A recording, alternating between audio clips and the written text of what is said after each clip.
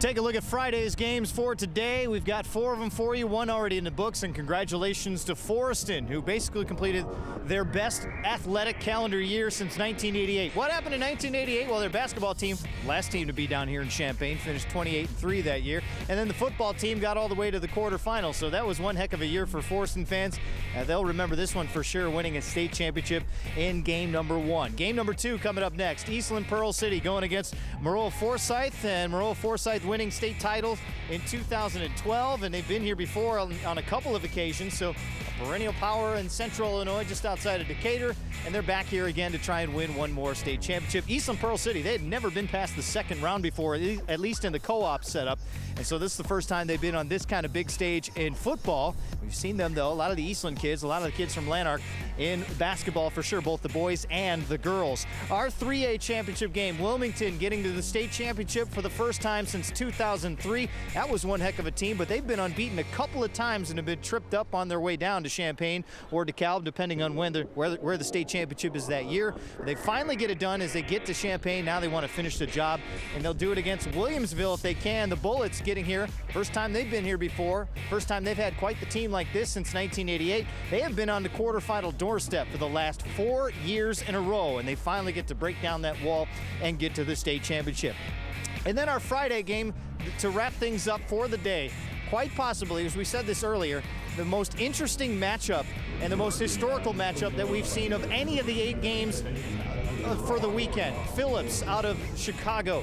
Phillips Academy with 7 kids on their roster who are homeless, and they're playing in a state championship game, the first team from the Chicago Public League to get to the state championship game since a legendary team coached by Roy Curry and Robeson back in 1982. They were down here and they almost knocked out Guilford for a state championship, but it has been 32 years since someone from the Chicago Public League has been back in a state championship game. They go against Rochester, and Rochester with a little history to be made of their own.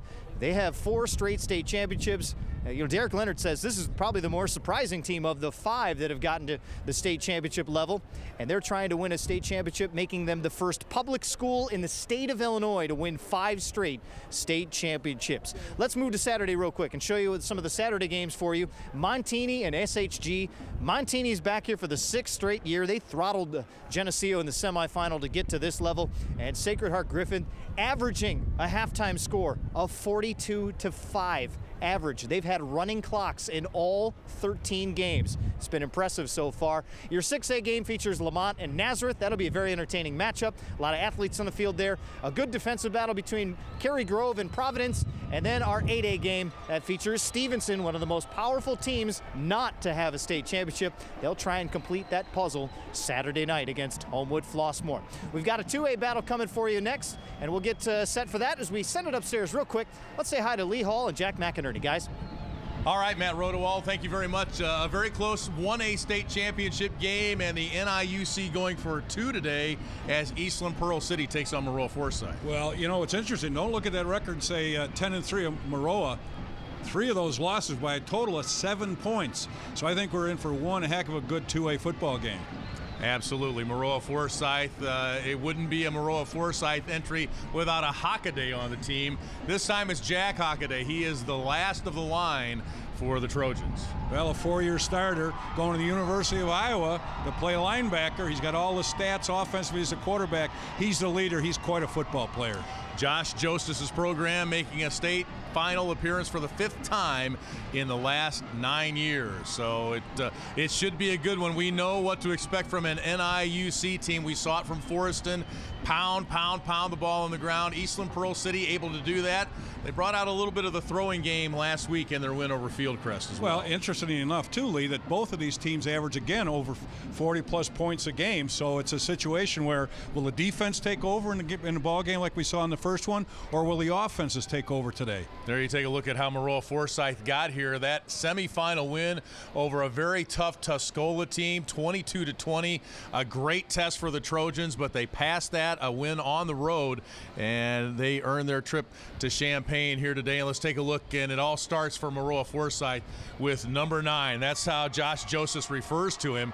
They don't call him He didn't refer to him by name when we talked to him earlier this week. It's just number 9. Number 9's got to do this for us. Number 9's got to do that. Well, and he is their go-to man, no doubt. You're right. He's just an outstanding football player. He's a throwback. I think his record since he's been on the varsity is about 49-4. So you talk about a winner, you've got one there. He does everything. Quarterback, linebacker, leads this team. He's just a great player from a family tree of football players. Absolutely, and I know for sure that I will refer to him as Jack. I'll refer to Jack as Luke before the day is over. Let's take a look at Eastland-Pearl City. That's right, they are Wildcats with a Z.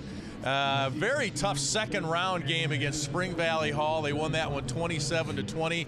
And then the Fieldcrest game last week, we were in Lanark for that game. Fieldcrest took a 20-6 lead on the first play of the second half, and then Eastland-Pearl City went on to score 40 unanswered points in that win, and the 46-33 win. So they are an explosive offensive team that can score points in a hurry. I think they scored 4 touchdowns in about 5 minutes' time.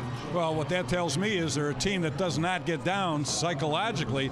Oftentimes you get in these big ball games and you fall behind at halftime, and sometimes teenagers get in there and they start feeling sorry for themselves, but you got to give credit to the coaches and then to the players for believing they could come back in the second half and pull it out. And again, that is not a typo. That's Wildcats with a Z from Eastland-Pearl City, that co-op. 2A state championship game coming up next here from Champaign. Let's go down to Matt.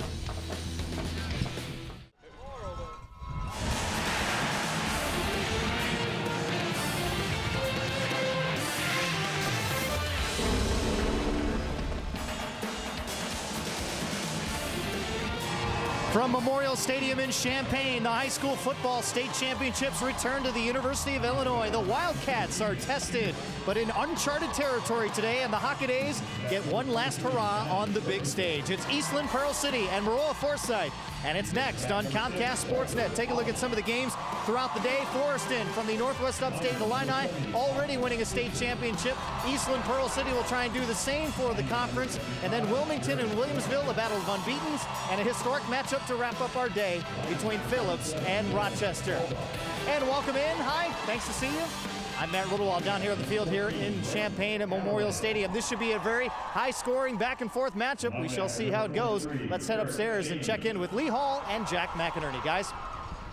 All right, Matt Rodewald, thank you very much. An entertaining 1A state championship game, and Forreston the winner in that one as they take home another state title for the NIUC, and Eastland-Pearl City trying to do that very same thing here in the 2A state championship game against a Maroa-Forsyth program that knows all about the state championship game. These kids grow up watching these games, coming to these games, so it's kind of expected almost at Maroa-Forsyth. It's kind of a biannual event. They were here 2 years ago, and here they are again. Well, a lot of them turn out to be water boys and or managers when they're younger, and they come right up through their program, so they know exactly what's to be expected. Maroa-Forsyth coming in at 10-3. Their 3 losses to 3A teams, while second-ranked Eastland-Pearl City comes in at 13-0. Let's go back down to Matt. All right, guys, starting to warm up here at Memorial Stadium. A nice day and a Class 2A matchup coming up next. Maroa-Forsyth, Eastland-Pearl City, next on Comcast Sportsnet.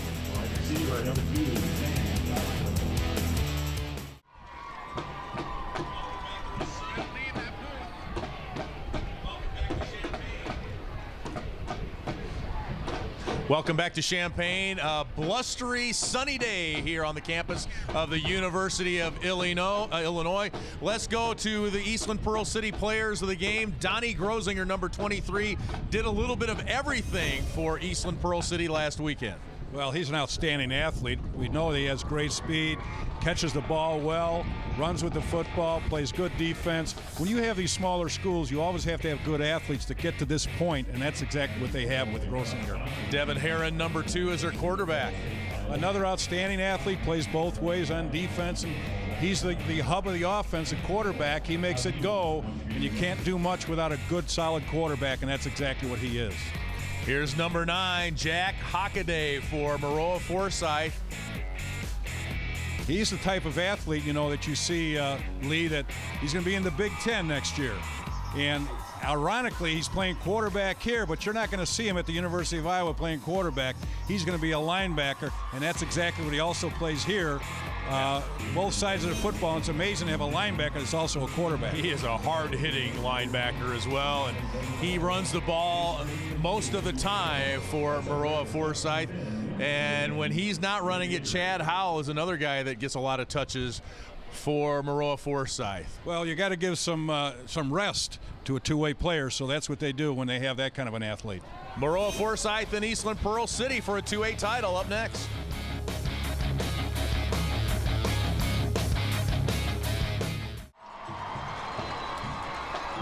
The IHSA Championships are proudly presented by Country Financial. For your auto, home, life, business, and retirement needs, call the Country Financial representative near you. Grow your own way. 2A state championship football coming your way. Maroa-Forsyth will receive the opening kick from Eastland-Pearl City. The Wildcats with a Z, 13-0. Maroa-Forsyth, 10-3. The opening kick might bounce out of bounds. Instead, it's picked up by Hockaday at the 15. Let's go downstairs to Matt Rodewald. Guys, the toughness level for Eastland-Pearl City has never been questioned. Cody Cluck, the receiver for the Wildcats, he dislocated the ring finger on his left hand in the semifinal against Fieldcrest. Well, he came out of the game, and everyone thought, well, he's not going to play. Walter Ollie says, let's play this one for Cody. Except for the next one, next play, there he was in the huddle. Got a lot of guys who are banged up, and they're still playing hard. All right, let's send it over to Kelly Burke.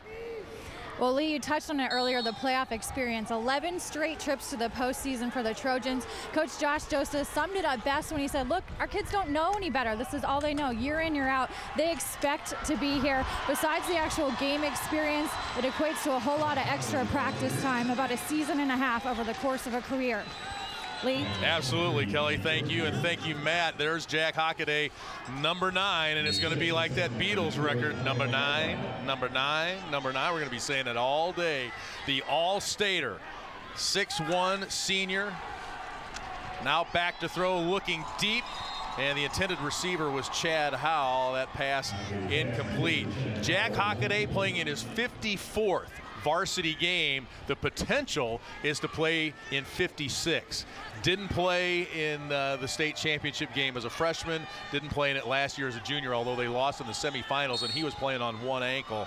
Tri-Valley beat them and knocked them out, but they felt like they should have been here. Tri-Valley, though, did the job and got here instead. There's Hockaday again.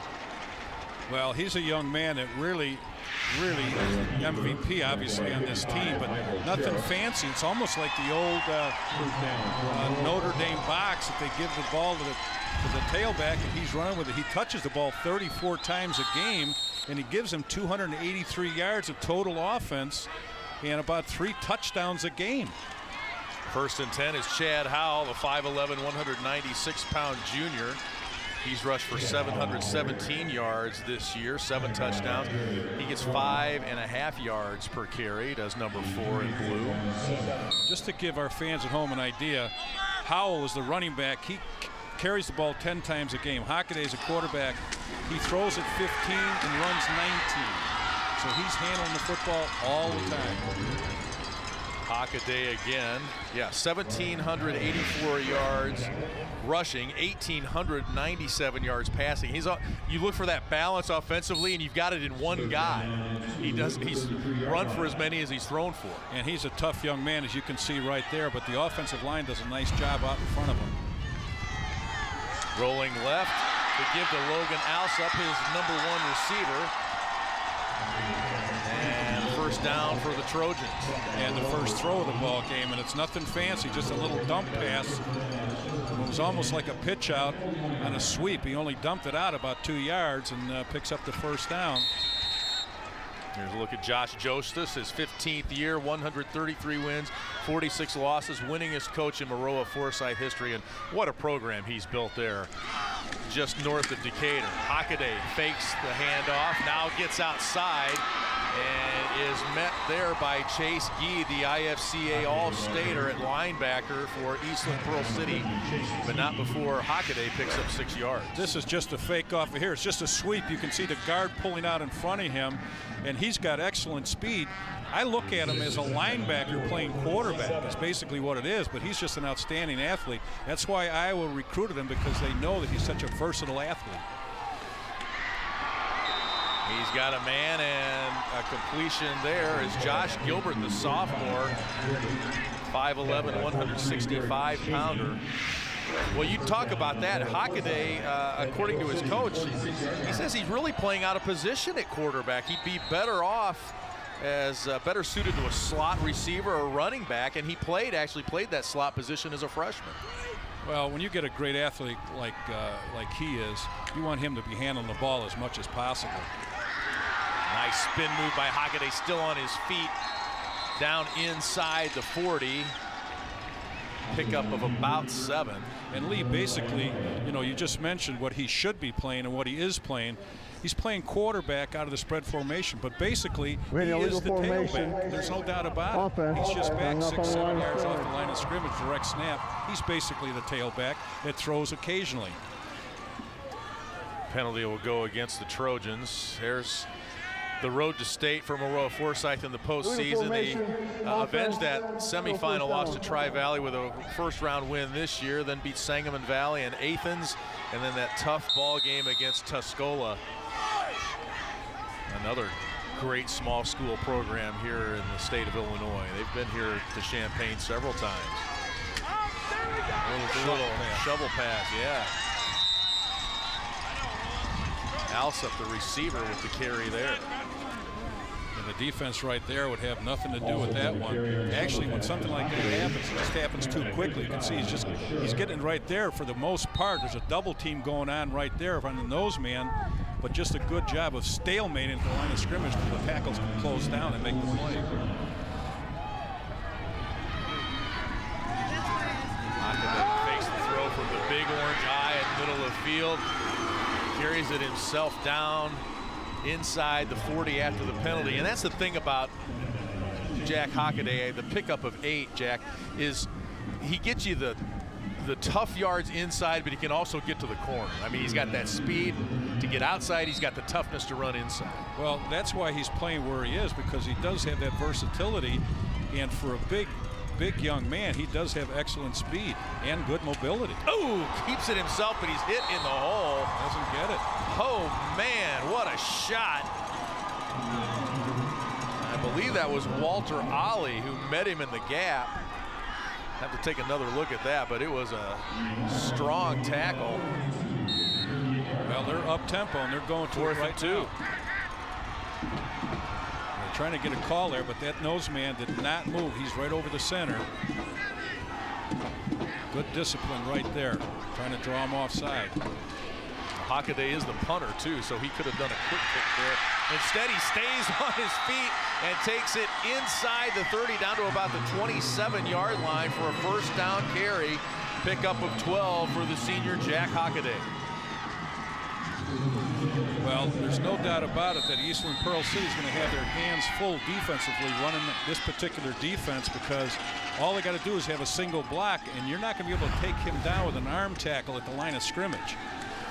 Hockaday rolling right, and throws incomplete. Howell was the intended receiver. We talked to Josh Jostis earlier this week about Jack Hockaday. I said, Coach, I haven't thrown anything away. I've got the notes from when Jack was a sophomore when they won the state championship. I said, you said back then he was as physically gifted a sophomore as we've ever had. He's like, well, you can just update that to senior. And he's grown an inch or two and put on about 10 pounds, and he's still the outstanding athlete that he was then. Takes the handoff here, flips it out to Alsop outside, gets down to about the 11-yard line. Another Trojans first down. An impressive opening drive here as they eat up almost 5 minutes of clock so far. 14 yards on the pitch and catch. Alsop the yards after the catch there. Just a little semi-roll with the athlete, give him the opportunity to do anything. He just takes the back coming out of the flat on a little slip route where he comes through and gets out in the flat, dumps in the ball, picks up the first down. Good drive to start out the possession. 15th play of the drive here. The pitch to Howell, runs into his own man, and then is brought down at about the 8-yard line. Pick up a 5. Now he ran into his own man because he was looking back for the pitch. He's turning to look for the pitch, loses sight of where the blocker is, and hardly turns around before you see that he's right there. Good job, though, by the linebackers getting over there. Could have been a bigger play than it turned out to be. Sam Stogsdill gets an assist on the tackle there. Oh, bad snap! Hockaday runs it down. He could have just fallen on it. Instead, he picks it up and loses a few more yards. Boy, that was an unfortunate snap. Austin Walker at center, a loss of 27. This is one of the advantages of playing a odd front. There's a man on the center, and that creates a lot of problems for the center because he's looking to block before he's thinking about snapping the ball. You can see right there he was concerned about blocking the man that was on his nose and over snaps the quarterback. 3rd and 32. Like a busted play almost. He wanted to throw it in the flat, but he didn't give it to Howell, and now Hockaday sacked. What actually turned out there, Lee, was that he wanted to throw the flat, but the defender was right on the flat receiver, and that really took it away. It was a smart move on Jack's part, pulling the ball down right now, because that could result in an interception.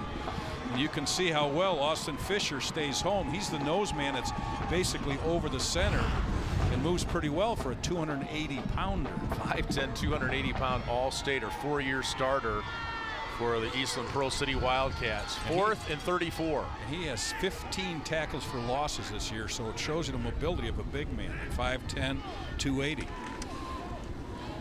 Interesting punt there. Hockaday, a little pooch kick down to the 12. That's where Eastland-Pearl City will take over the undefeated Wildcats with their first possession here in this 2A state championship game. So an impressive opening drive for Maroa-Forsyth, but no points to show for it, Jack. And it'll be Eastland taking over. The 2nd-ranked Wildcats will start at their own 12-yard line. And it really wasn't the Wildcats that stopped them on that drive. It was a poor snap from center that started it all after they were moving the ball down the field. And again, part of that has to do with the defense that the Wildcats were putting up against the Trojans. Same Devin situation Herron, here the now. 6'4", 200-pound senior captain at quarterback, takes the snap, and he's met at the line of scrimmage and driven back. Eric Inda, the All-State linebacker, in there on the stop. Now you're going to see a little more difference in offenses coming from Eastland-Pearl City because they'll run out of the spread, but then they'll also run coming out of the multiple bone, the wing, and you're going to see different looks than you'll see from Maroa-Forsyth. Now here's the bone. They go from the spread formation the first play to the bone in the second play. And the give is to Walter Ollie, the 5'10", 155-pound senior. Over 1,000 yards rushing this year. Also 364 yards receiving, so he's a little bit of a double threat. Just a trap right there. They fake to the fullback in one direction, and they trap the ball coming back to the second man on the other side, a little counter trap. And what this does is by running all kinds of different formations, it puts a lot of pressure on the defense. There's a lot more to cover as far as which coverages you want to use. 3rd and 8. Herron looking to throw. Can't find anybody. Throws it late down the middle. Intended for Ollie.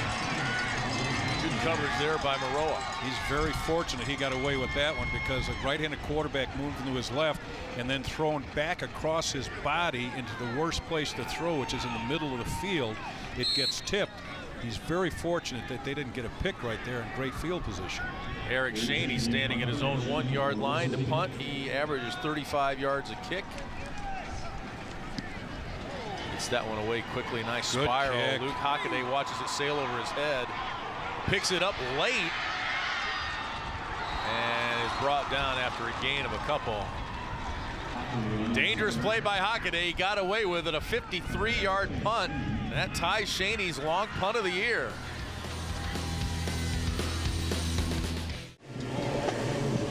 Back in Champaign, thanks for joining us today. Lee Hall, Jack McInerney, Matt Rodewald, Kelly Burke, and our entire crew here bringing you IHSA 2A State Championship football. There's a look at Josh Jostis. What a program he has built at Maroa-Forsyth.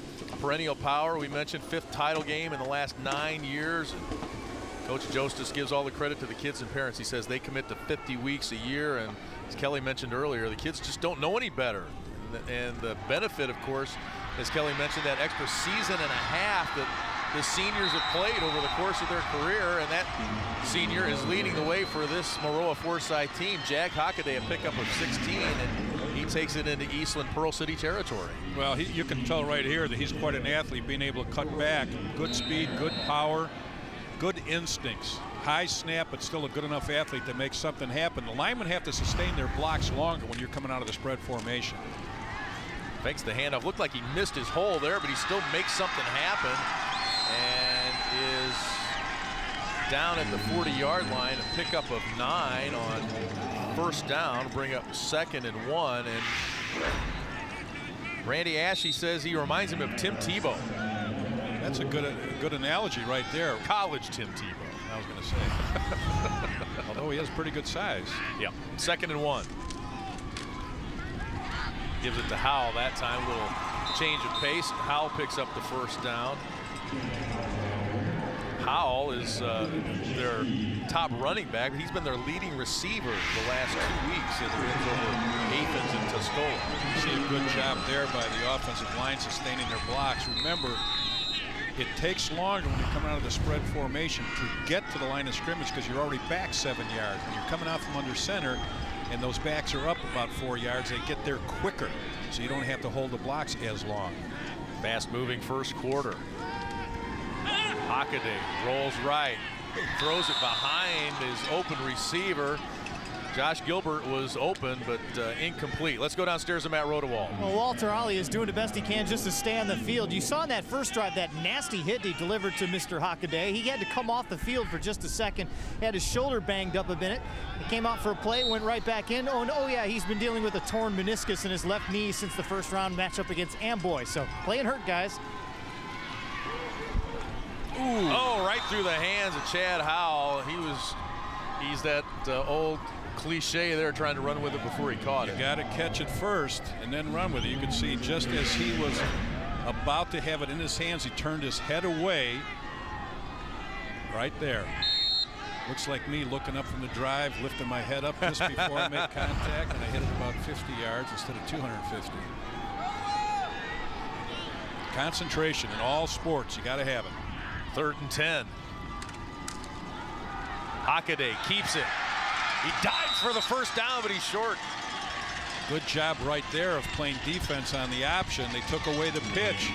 But when you have an inside runner like Hockaday, you see a good job right here. They take away the pitch man, so he turns it up. He got a nice lane. The problem was they took away the pitch, but nobody accounted for the quarterback, and that's supposed to be the inside linebacker. 4th and 2. Get up to the line quickly. They're spreading them out, which gives Hockaday a lot more room to run with the football. He's met right at the line of scrimmage and brought down by the All-Stater Austin Fisher. And that will be Eastland-Pearl City ball. Turn it over on downs. Great defensive stand. So bend, don't break Eastland-Pearl City's defense. Good job by the defense right there. And Austin Fisher playing right in the middle of the defense that knows. You can see the penetration number 70 has right there. A lot of power and 280 pounds, a lot of squatting and benching during the offseason. And they're trying to double team him, but he still has that power, drives it back into the ball carrier. Good stop right there by Eastland-Pearl. Randy Ashe said the key to the game, tackle the quarterback and contain the run game. As there's a whistle before they get started here. They've given Jostis a lot of, rather Hockaday, a lot of running room between the 20s, so to speak, but stopped him a couple of times. Well, when they get down in the red zone or close to it, that's where you've got to make the stops, and that's what they're doing. You can't get to the state championship game without making stops on long drives. You can give a little, but you can't break. And thus far, Eastland has not. They've bent, but they haven't broken. Cats false start, 1st and 15. Heron back to throw. Looks to the sideline. Nice grab over there. Cody Cluck with the catch. Shouldn't have to make a great catch for a 1-yard gain. Second, that's Grosinger. They need to get him with the shoulders up the field because he's the one with all the speed. You can see a little pressure right here, throws the ball, and ends up being an outstanding catch for a 1-yard gain. You don't want the receiver going towards the sideline with his shoulders because for the most part he's not going to be able to get any yardage after the catch. You need to have your shoulders going up the field and deliver the football for any yards after the catch. 2nd and 9. Heron to the near side. That's Cody Cluck. He's got a first down and more. Thrown down at about midfield. Trey Heiss, who made the interception that clinched the game at Tuscola with 1:45 to play with the tackle. Gain of 19. Good job going back here to the wide side. He's in single coverage, which means that the defender's on an island all by himself, and that's exactly what happened. Good delivery with the football. It's what you do with the football afterwards, yards after the catch, that are so very crucial. 1:42 to play in this first quarter. Low snap to give to Eric Shaney.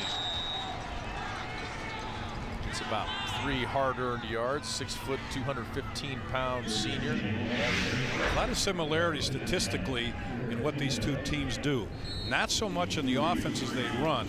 The defenses are somewhat similar, but statistically they're so darn close. Both of them average, one averages 43 yards or 43 points a game. Pearl City averages 46 points a game, and they all average over 400 yards of offense. So there's a lot of firepower down on that field. Heron looking left, now coming back right, and he's going to be brought down and sacked. Brandon Owens-Price, the 6'1 junior, brings down Heron for the loss. Another giving him different looks and giving him different pressure. Those are timing routes that he's trying to throw, and if the timing's thrown off, that allows more pressure for the defensive front to make that penetration and get to the quarterback. And any time that he stays in the pocket, he's got to worry about the rush people. He cannot be looking down the field for the open receivers, especially when he's getting pressure from those defensive linemen. When you're scrambling out on the edges, you don't have to look at the defenders. You can look for your receivers, but when you're in the pocket and it's being squeezed on you, you don't look down the field so much as you look to see where there's a gap to start running. 3rd down and 8 for the Cats, ranked 2nd in the state. Heron looking to throw, looking for Cluck down the near sideline. Has him, and it's a first down inside the 20, down to the 13-yard line. A pickup of 35 on the pitch and catch from Devin Heron to Cody Cluck, one senior to another. What a nice throw, though. He just had him right down the numbers and kind of faded it into the sideline, and he's throwing with the crosswind, so he really took advantage of that, getting it down the field. The defender was too far on his inside. He lost track, I think, of where the receiver was. Big first down in the drive. Heron had 7 passes of 20 yards or more in the semifinals against Fieldcrest. Shaney picks up a couple. Good job right there by Bowling coming in and making some penetration, sliding through the gap. End of the quarter. We've played 1 quarter. Eastland-Pearl City on the drive here. Heron with the strike to Cody Cluck, and they are knocking on the door.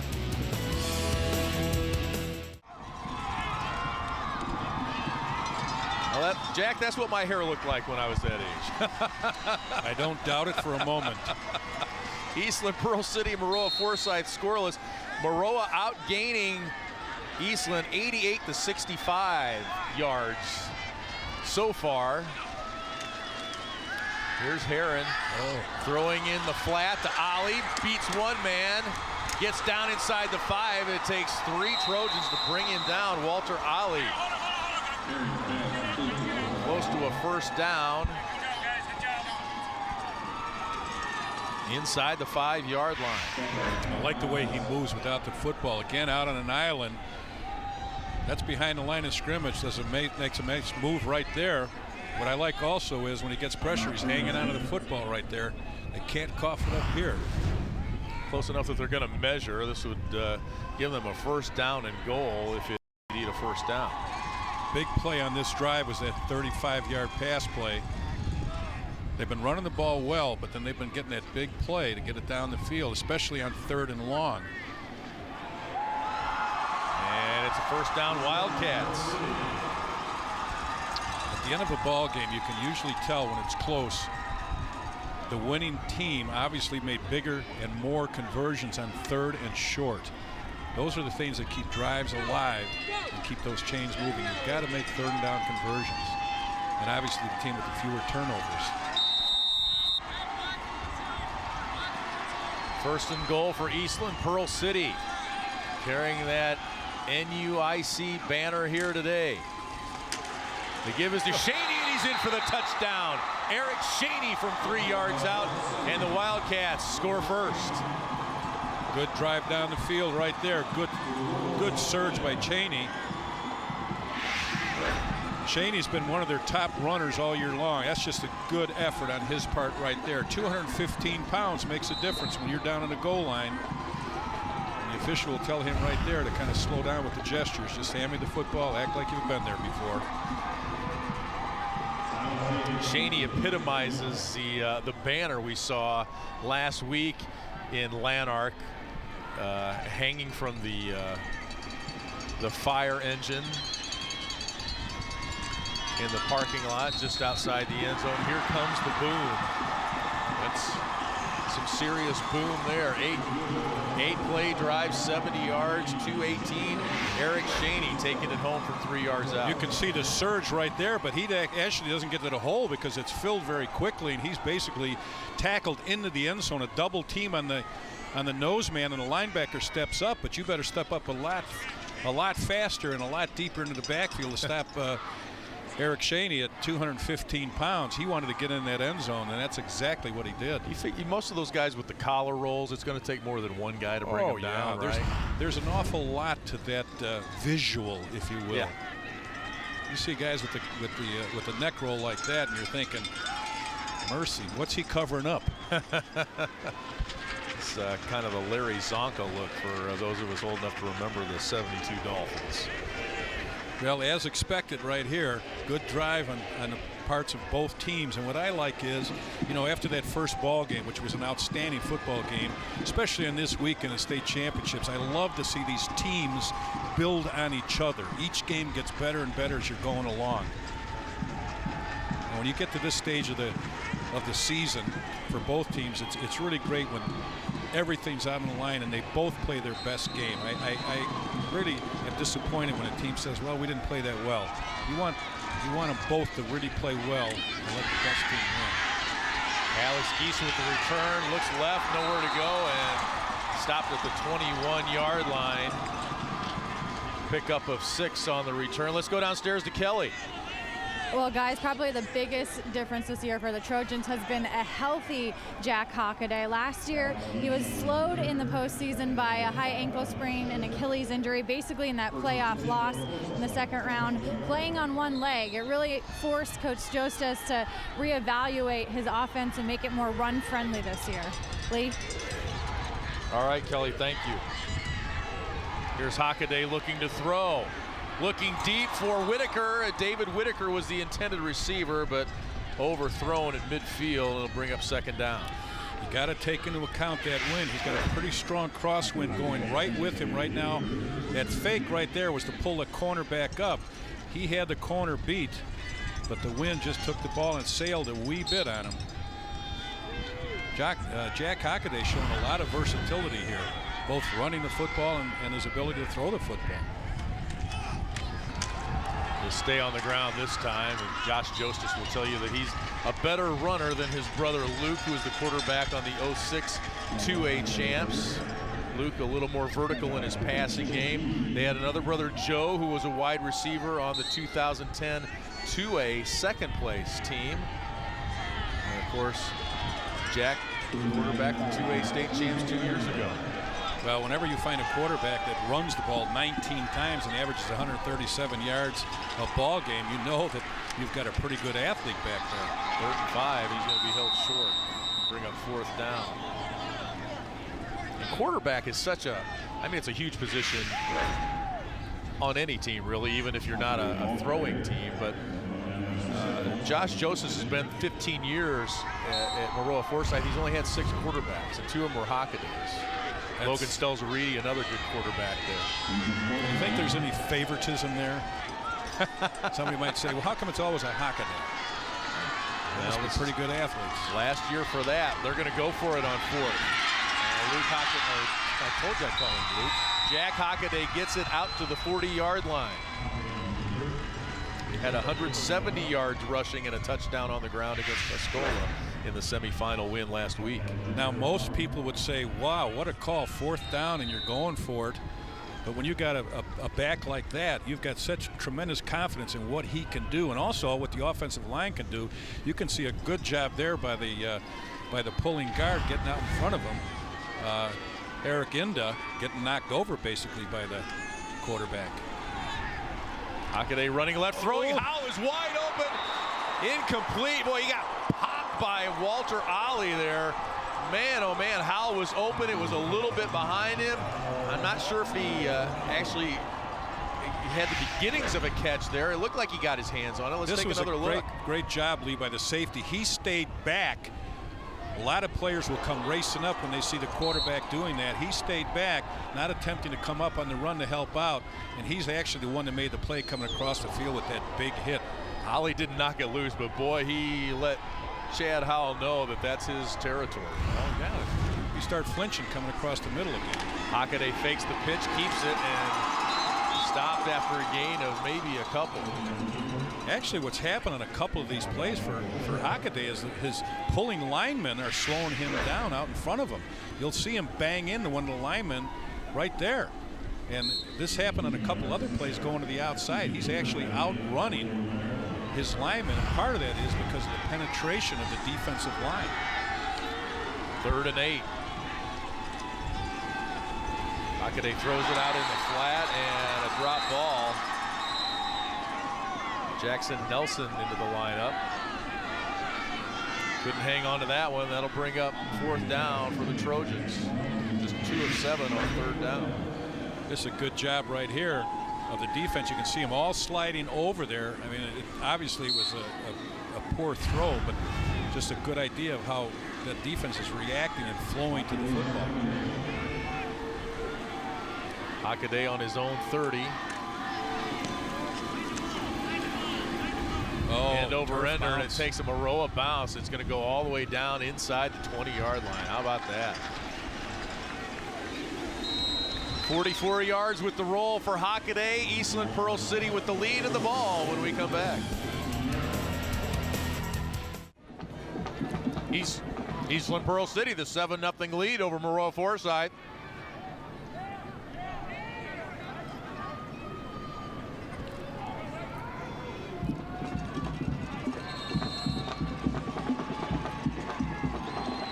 Eastland-Pearl City up 7-0, and they take over at their own 15-yard line.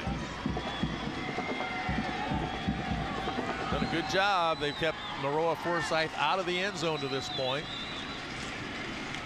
About 3 minutes gone here in the second quarter. Ollie still on his feet. Thought he was brought down, but he kept going out to the 31-yard line. A pickup of 16 for Walter Ollie. Nice job. Look, they almost got him here. They really did. A good job right there by the offensive line, but a good cutback, putting his hand down to keep his balance. Great and balance. Keep him going forward. He's had over 1,000 yards of rushing and 17 touchdowns this year, so it kind of tells you what kind of an athlete he is and how versatile he is. Matt mentioned that he tore his meniscus against Amboy, and then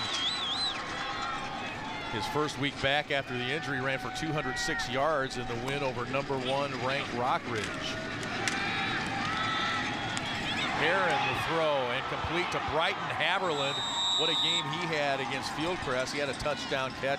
He's 6'5", 200-pound sophomore, and what a mismatch he can create on the side. Well, he really can, and that was a long throw going back into that crosswind, but they want to get movement on the safety, get him out of here, but this is just a good job right here. You can see the corner coming up and making an open field tackle. That's Sam Stugstill And when you're on an island like that, if you don't make that tackle, it can result in a touchdown. You can see how he gets banged around here after the throw.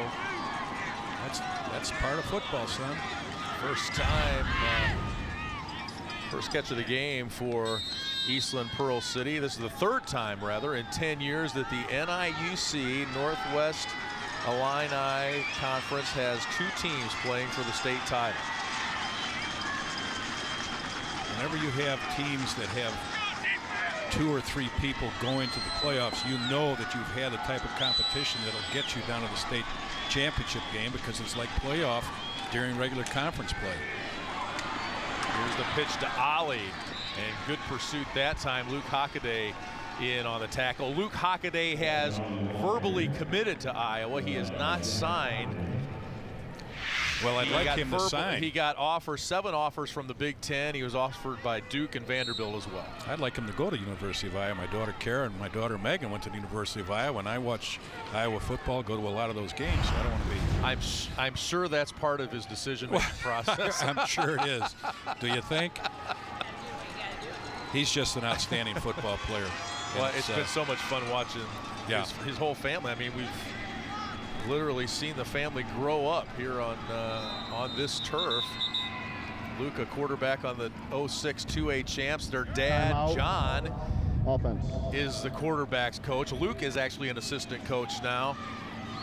So it's a family affair for the Hockaday family. We've got a timeout. 7-0 Eastland-Pearl City the lead.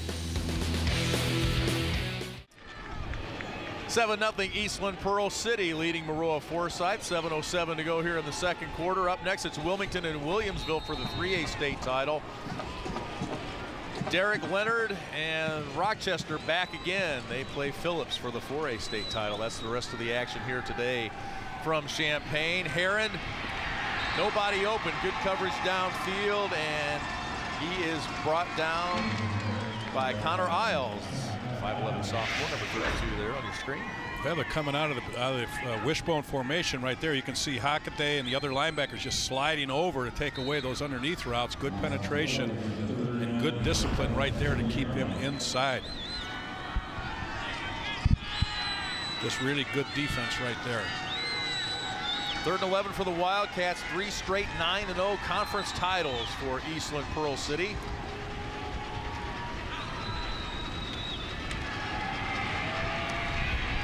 Heron out to Ollie, a high throw. He lucky to hang on to that. Kind of tipped it to himself, but it's going to bring up 4th down for the Wildcats.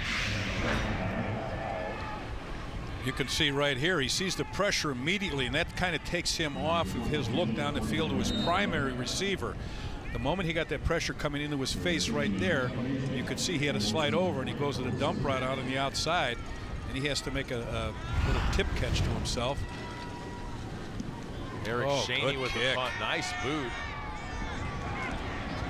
Bounce inside the 20 and take a nice little roll down to the 11-yard line for Eric Shaney. 48 yards on that punt, so Maroa-Forsyth will start kind of in the shadow of their own goal line here. I don't think that they really believe that the Wildcats were going to punt, because they didn't have anybody back to handle that. And I mean, that ball was coming from midfield, so I don't know if that was a miscue or what, but you can't let the ball bounce on turf, because you're going to get an awful lot of extra yardage after the initial hit. We'll talk about that more with you a little bit later. We'll get first down play here from Jack Hockaday. The handoff.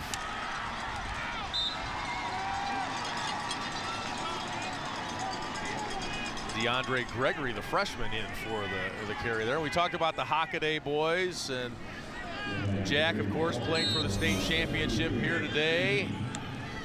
And brother Joe, the wide receiver on the 2010 2A second place team. Luke, quarterback on the 06 2A champs. Sister Rachel's a volleyball All-American at Iowa State.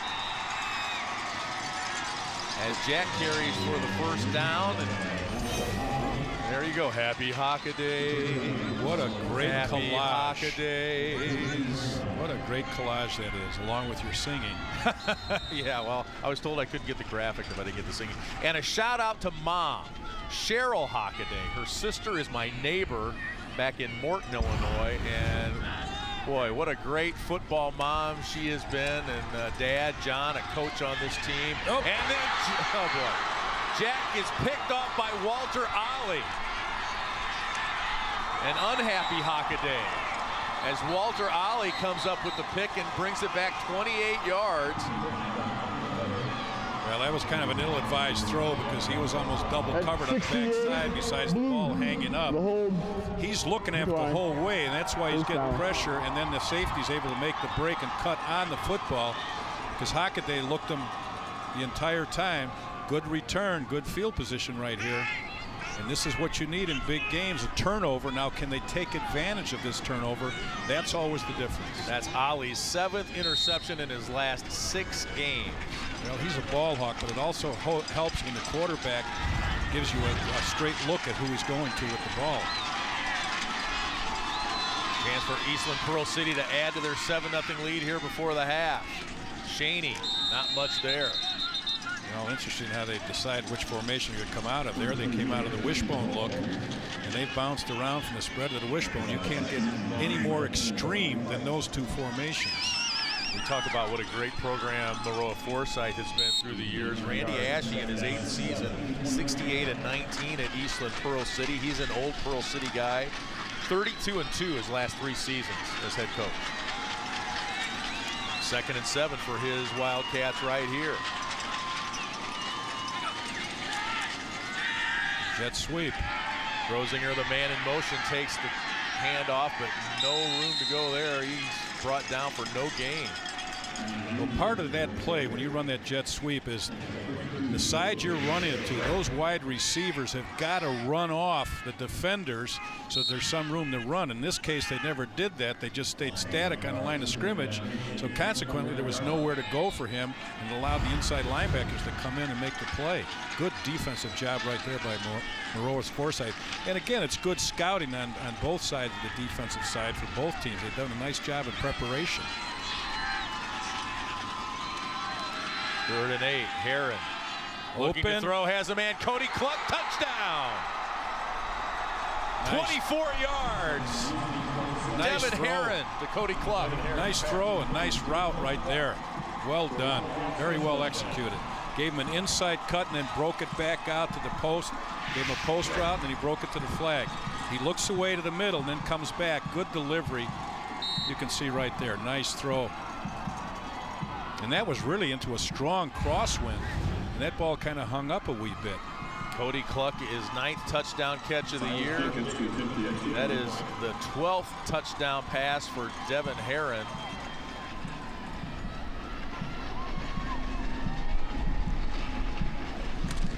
Silas Jacobs, the point after attempt is good, and it's a 14-0 lead for Eastland-Pearl City.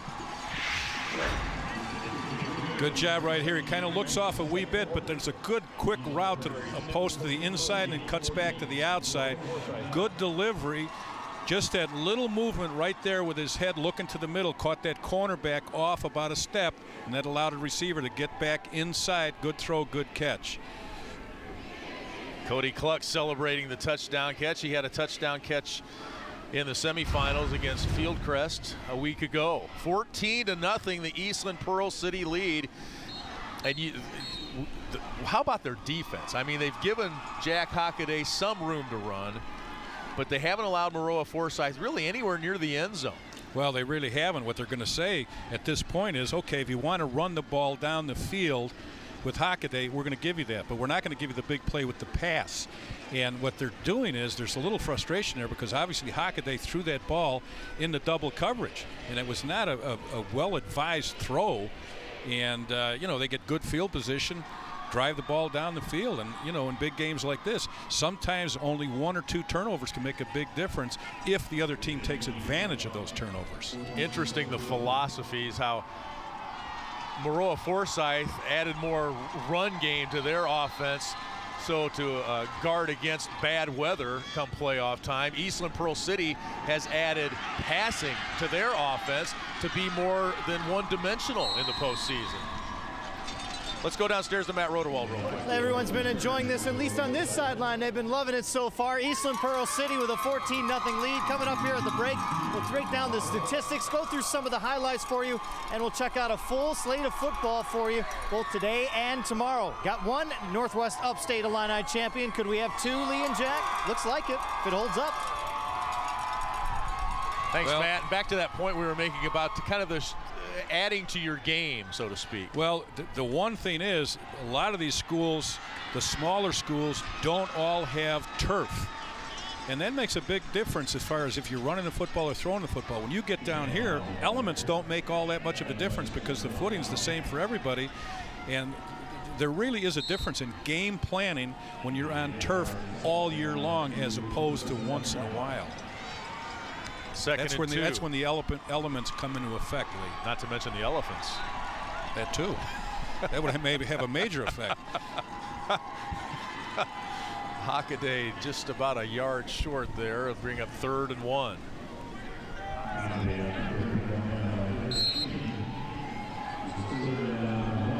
There's another interesting point too. You see the linebacker right there. You got a quarterback wearing gloves on both hands.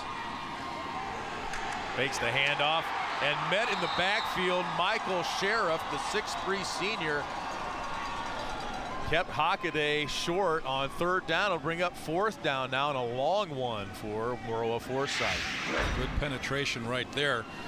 You can see the fake doesn't. They pull the linebacker, excuse me, they pull the backside tackle to lead him around. It doesn't fool anybody. You can see the penetration coming up. Right now, what's happening is the line of scrimmage is being controlled both offensively and defensively by Eastland-Pearl City.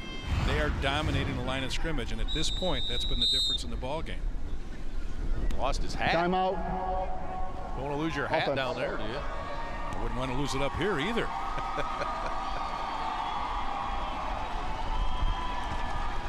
Eastland-Pearl City trying to make it 2 state championships today for the Northwest. I'm going to get the name of this conference right before it's the death of me. Northwest Upstate Illini. I had it earlier. Carrollton taking on Forreston. Jacob Smith, the 51-yard touchdown run for Carrollton, but it was Forreston with the huge game on the ground. Robert DeVries, the quarterback, leading the way as Forreston joins that long line of Northwest Upstate Illini Conference football champions. Are they close to 300 yards rushing, I believe? Yes, very much so. And in a game like this, you're looking at 2 other teams that are almost a mirror image of that first ball game from the standpoint of offensively, yardage, and the type of things that they do. Both teams average over 400 yards of total offense. And we really haven't seen that thus far. It's been more of a low-scoring game as we saw in the first game because these teams, a lot of people look at statistics, and usually it's the offensive statistics, and they lose sight of how well these teams play defense. And that's exactly what they've been doing in both ball games. And the time of possession tells a story here too, I think, Jack, because that first possession Maroa-Forsyth had 6 minutes 47 seconds. And then they eventually turned it over on downs. But then the last 3 drives since then, 1:51, 2:33, and 58 seconds. They haven't been able to sustain a drive since that opening salvo against Eastland-Pearl City. Well, and I think part of that has to do with the line of scrimmage. It's being dominated right now by Eastland-Pearl City, and they have nowhere to go. 4th and 1. Hockaday's the punter. He could punt out of this formation.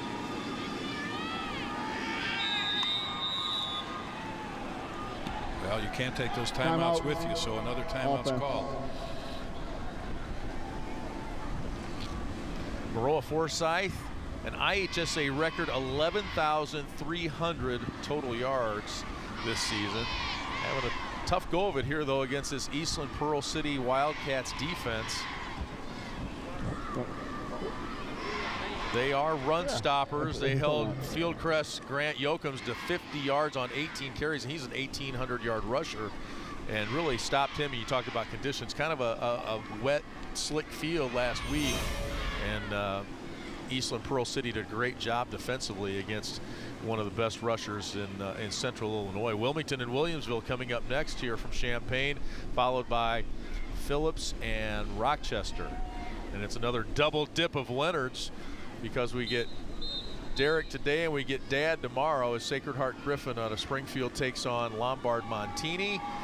Nazareth Academy against Lamont. Cary Grove, Providence Catholic coming up in the 7A state championship, and Stevenson and Homewood Flossmoor. That's an interesting game there. That 8A, Stevenson played the number 2 ranked team in the state last week in Glenbard West and won with a minute left in the ball game, and actually had played Homewood Flossmoor earlier in the year and beat them after coming back from a 20-point deficit. So that 8A game is going to be a barn burner also. Whoa! That's not Hockaday there into punt either. That's Tyler Ray. Oh, and he coughed it up. And he loses it, and Eastland-Pearl City's going to get outstanding field position with a minute 47 left. Hockaday is their normal punter, but that was Tyler Ray, number 8 in there. He mishandled the snap. Why would you in the state championship game?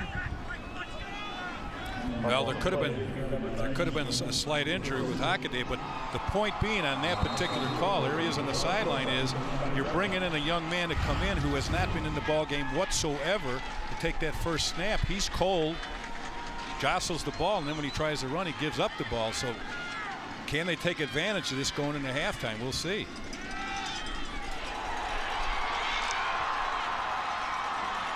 And down inside the 20. Donnie Grosinger takes it in. He did a little bit of everything, 17 yards on that carry. Did a little bit of everything in the win over Fieldcrest. He scored a touchdown via a punt return, a catch. He had a TD run, and he threw for a touchdown against Fieldcrest. And a big carry there with a minute 35 left in the first half. Well, coming out of the wishbone again, second man through on the belly play, fake to the fullback, give it to the second man. And Maroa-Forsyth would have nothing to do with that one, although they still picked up 3, and that's what you need to do on first down, get 3 or 4. Rosier again on the carry. You actually have 4 downs, obviously, to get 10 yards when you're down here in the red zone. And now can they take advantage of it? That's the difference in winning the state championship. You get a big turnover, you get momentum, big Mo going for you into the halftime. Can you take advantage of it with a score? Already up 14-0. A mishandled snap on a punt has Eastland-Pearl City now 2 yards away from the end zone. Cody Cluck with the catch, pickup of 10. He's had a couple of big catches today. This is a good throw right here. It doesn't have a lot of zip on the ball because he's throwing into a slight wind, but it shows you the confidence that the coach has in his quarterback to be throwing the football down here in the state championship game when they're basically more or less a running team. And it looks like they're going to get a mark on about the 1 foot. Eastland-Pearl City says touchdown, but it's going to be marked just short. Tackle. Randy Ashton, Second tell him goal. to get that in. You don't want to be wasting a lot of time down here. Fullback, quarterback sneak. They're not giving any mark yet. Heron kept it. Clock's running. They've got 2 timeouts left. Look at the officials looking in there. They want to know what's going on too. Touchdown. Now he actually went right in underneath the center. In fact, it almost looked like he made that quarterback sneak between the center's legs. There wasn't much of a surge by that offensive line for that quarterback sneak to be successful. You can see where he goes down right there. That's what kind of surprised me, because we had that late call. And that's a good look at it right there. He didn't get much footing or surge to take that in, but he got it. I think he fell down right on the goal line, and that's good enough. Silas Jacobs, the point after. Not pretty, but Not it's pretty. good. Little draw and on it's that. 21. Yeah, it's more of a slice guy. No, I like the draw. The only thing I like to slice is a good T-bone. Boy, I set you up there, didn't I? Yes, you did. You're welcome. 21-0. Eastland-Pearl City.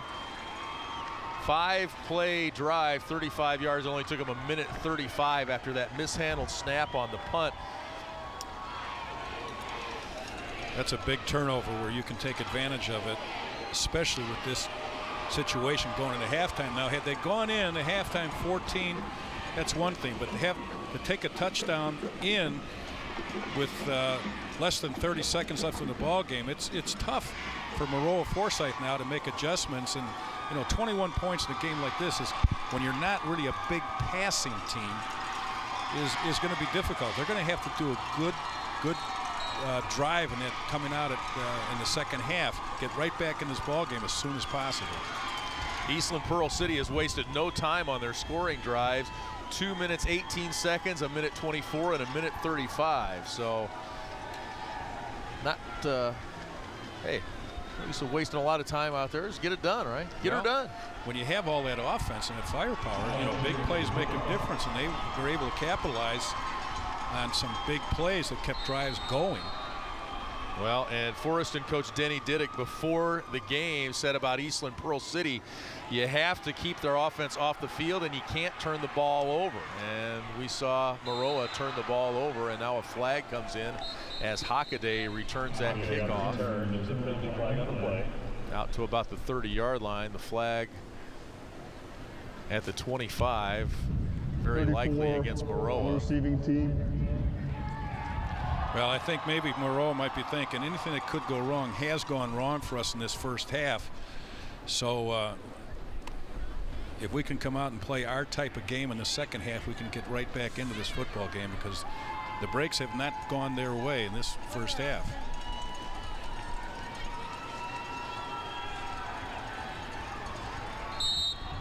Josh Joseph can't be pleased with the way this first half has gone for his Maroa-Forsyth team. Down 21-0 here.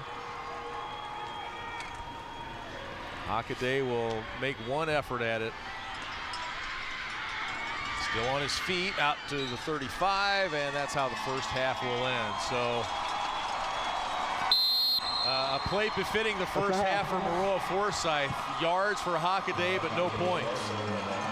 That was the story of the first half for Maroa. And I'm sure that the Wildcats will settle for that, and they know the reputation of Maroa-Forsyth coming in the ball game as far as their tradition and their comeback ability. But if you can stop a running team like this and force them to throw the ball, it plays right into your hands. And I think that's what could happen in the second half.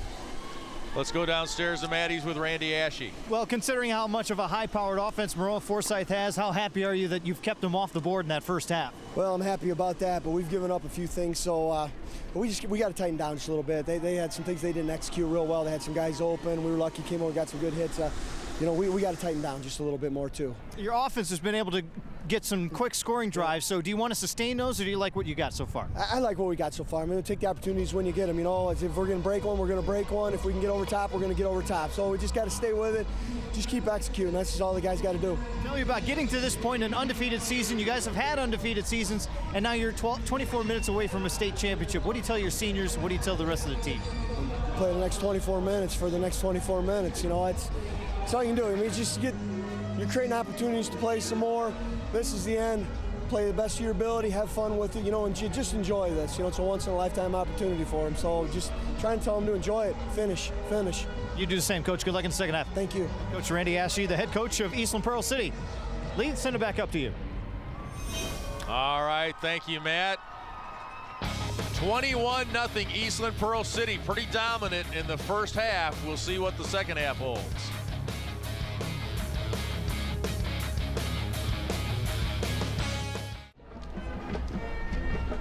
Eastland-Pearl City with a 21-0 lead on Maroa-Forsyth here at the break of our Class 2A state championship game. Matt Rudolph with you here all day long because we have 4 football games for you. We have Forreston, already a state champ, winning 20-15 over Carrollton. So congratulations to all the Cardinal fans up there in Forreston as they get their first state championship in school history. And so you have the Northwest Upstate Illini represented in Class 1A. We'll see if Class 2A can come through if the score holds up. Eastland-Pearl City trying to win this one. Our 3A game next up, a battle of unbeatens between Wilmington and Williamsville, two of the teams that have been ranked in the top 3 all season long. We expect a good one for our 3A matchup. And then Class 4A, history in the making. Phillips representing all of Chicago. Everyone paying attention in Cook County. Folks from Phillips trying to be the first school in CPS history to win a state championship. And in the meantime, Rochester, 4 straight state titles, trying to become the first public school in the state of Illinois to win 5 straight state championships. It's a busy day, lots of football. More tomorrow, but first we got one to finish up here. Halftime score, Eastland-Pearl City, the Wildcats, 21-0 on Maroa-Forsyth at the break.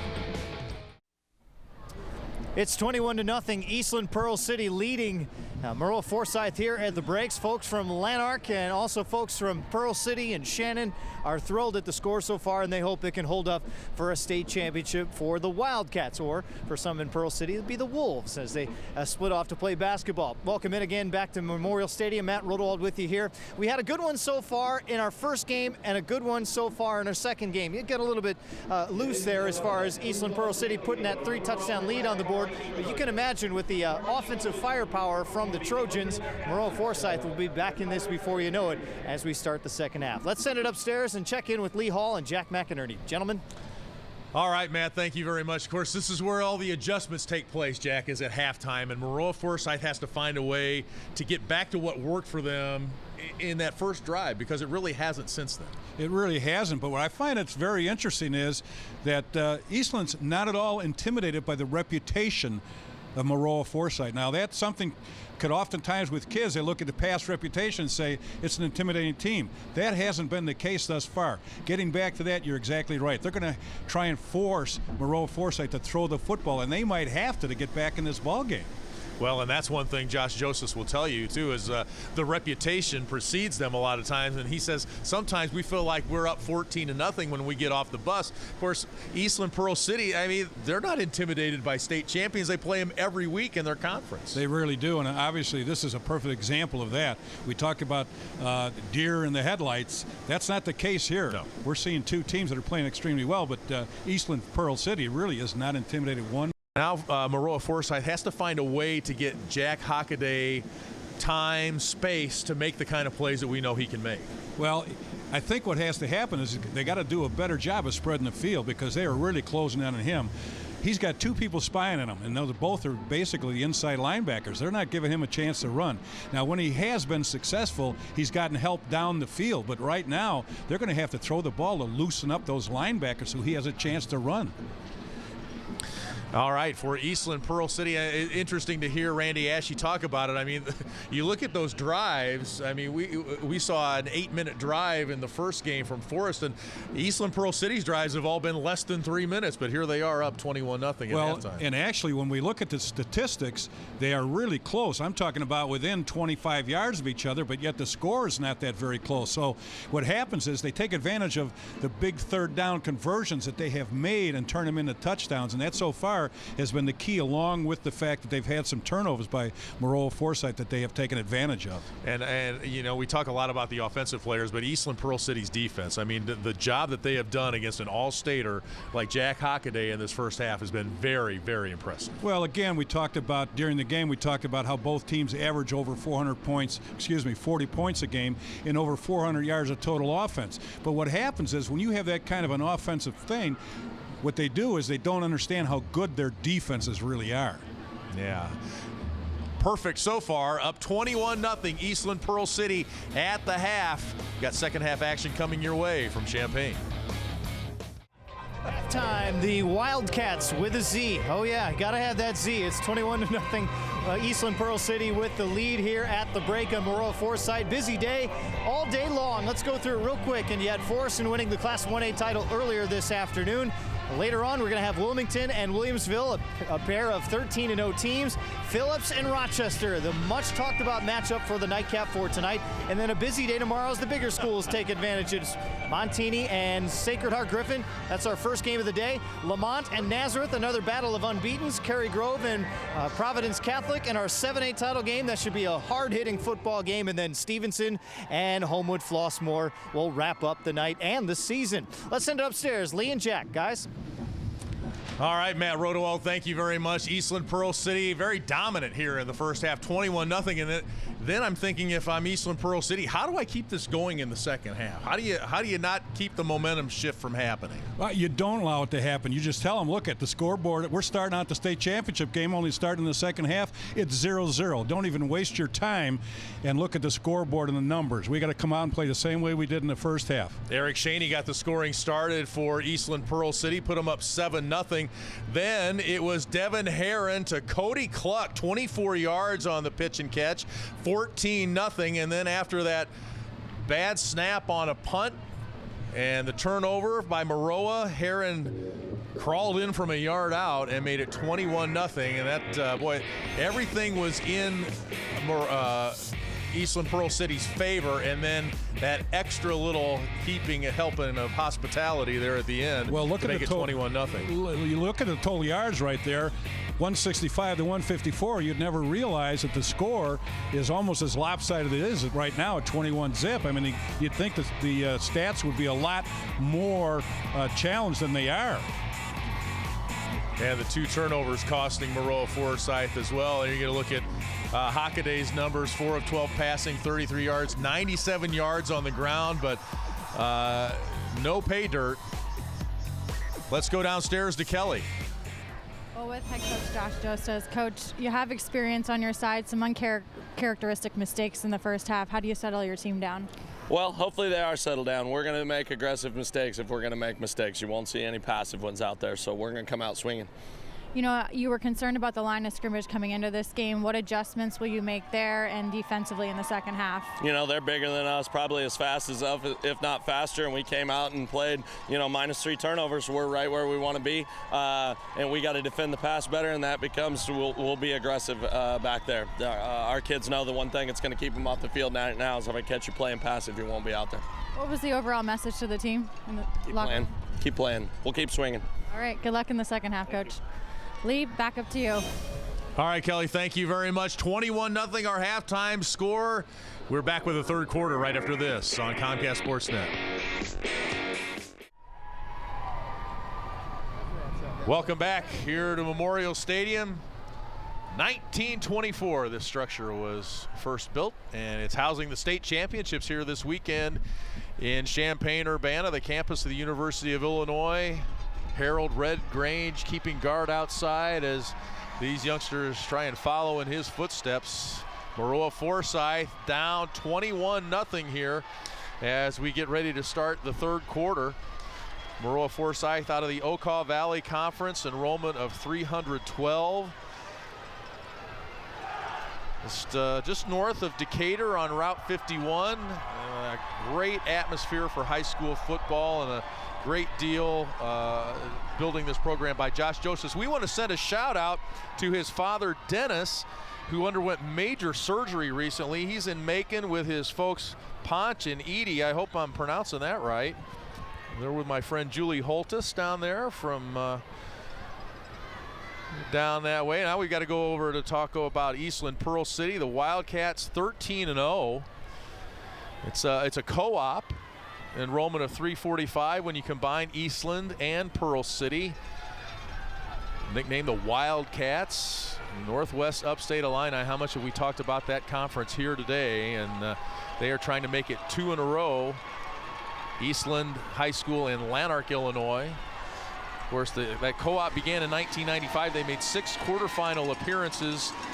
And this is their first ever appearance in the state championship game. And going way back to Lanark High School, the Beavers made the 1984 1A state semifinals where they lost to Carthage. So there is some history there. And the interesting thing too, Jack, for some of these schools in the Northwest Upstate Illini Conference, and Eastland-Pearl City being one of them, is a lack of numbers in the program. Only 33 kids out from freshman, sophomore, and varsity. So that's becoming an increasing problem in the smaller schools. Well, and I think that's probably why they're going to more of a co-op in a lot of these athletic programs, but that's also a tribute to the coaches that they do such an outstanding job with these small numbers, because your practice time needs to be so well organized because you don't have platoon football, and you got to coach these individual positions both offensively and defensively. Walter Ollie takes Jack Hockaday's kickoff and takes it out to the 37-yard line. That's where Eastland-Pearl City will start, ranked 2nd in the state. Forreston coach Denny Diddick earlier talking about Eastland-Pearl City, and when he thinks about him, the Jaws theme, it runs through his mind. Dun dun dun dun dun dun dun dun dun dun dun dun dun. You're in trouble, right? I would think. They had the misfortune of running into the Sterling Newmans and Morrisons of the world, keeping them from realizing their state dream in the past, but they are here today on the turf. Eric Shaney, the first carry of the second half. Eastland-Pearl City up 21-0 on Maroa-Forsyth. I think some of the adjustments that were made at halftime on the part of Maroa City were more on the offensive line standpoint and defensive line, because as I mentioned earlier, I think that the game really has been played in the trenches as far as who's winning the battle, and it's been very decisive for Eastland-Pearl City. They've been controlling both lines of scrimmage. Devin Herron off the fake, out to Walter Ollie. Ollie played quarterback when Herron hurt his shoulder earlier in the year. We talk about Ollie playing hurt. Herron tore his labrum in his right shoulder in week 5 against Lena Winslow. Didn't throw any passes in the next game against Polo. Well, sometimes when you have an offensive line and you have complete confidence in your running game, and depends again too on the opponent, what you can get away with, and or what the scouting report was able to tell you about what you could do against them. Backs in the eye on 3rd and 3. Herron rolling right and runs right into the defender Connor Isles, the sophomore, with the sack. We called his name a couple of times today. A loss of 10. Herron on the rollout, and the Maroa-Forsyth defense stepping things up here for Josh Jostis' team. And that's exactly what you need, is a little change of momentum to start out the second half. You can see the pressure. He's actually blocked basically right into the quarterback, and now field position will be critical here for Maroa. Oh, that was almost Shaney blocked, with and the we punt. got a flag. Stogsdill is going to be called for roughing the kicker. Tries to plead his case with the official, but it's to no avail. This is a killer right here. This is a big Running into the kicker. They had him stopped initially to change that momentum. They were going to get the ball in relatively good field position, and at this point there really is no chance of blocking the kick. And the whole idea is a pretty good job of acting right there. But he did make contact, so that's the call. So the official was correct. I'm chuckling because Stogsdill is 154 pounds and Shaney's 215. Right. He's not your typical punter. And in many cases, you see some of these people, you'd think that they're up for an Academy Award. These punters go down with such enthusiasm and grace. Running into the kicker. Now he's running into the kicker. Decline. First down. That really hurts big time. And it hurts early. Well, they declined the penalty because it wouldn't have been a first down. It would not have been a right? first down, Right. correct. So no harm, no foul for Sam Stogsdill. And it's Maroa ball at their own 38-yard line. The first three and out today, rather, I should say, for Eastland-Pearl City. So the Maroa-Forsyth defense comes up big. Hockaday gets some room to run and loses it in midfield. Oh my goodness, turns it over, and it looks like it's recovered by Eastland-Pearl City. Oh my goodness.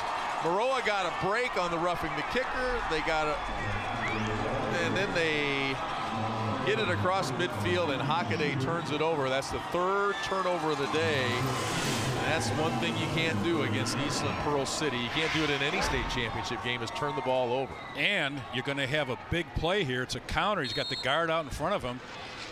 He just cut the man coming up from behind is basically the guy that punched it out of his arm. That would have been a big gainer, some momentum to start out. And now all of a sudden, the Wildcats have the football again. Right there, big turnover. Herron to Grosinger, and he's hit hard after maybe gaining a yard. I believe, now I'm not sure. I know they scored 1 touchdown after a turnover. And it is 14 points off turnovers for Eastland-Pearl City, so they've gotten some breaks and taken advantage of them in this ball game, leading 21-0. Well, they haven't had too many tough ball games in the 13 games. They've only had relatively one close one, and that was in the 11th game, 27-20. Aside from that, they've been kind of a... Here's Cluck. Oh, he's got him. He's open, and he's inside the 20. One last tackler, missed him, and it's a touchdown, 61 yards. Devin Herron to Cody Cluck, his second touchdown catch of the day, and it's a 27-0 lead for Eastland-Pearl City. What a great throw right here. Just steps up, gets the ball up in the air. Good break. The corner misses the play. He gets in the hole between the corner and the safety. Does a nice little kick right there to get into the end zone, but an excellent throw. And that's a backbreaker this early for Maroa-Forsyth. And that's, again, when you talk about a state champion, taking advantage of that turnover. Silas Jacobs, 35 of 50 on the season coming into today. He is a perfect 4 of 4. 8 touchdown catches on the year for Cody Cluck. He's got 2 in this game, and he gives Eastland-Pearl City a 28-0 lead on the Stee Reich from Devin Herron.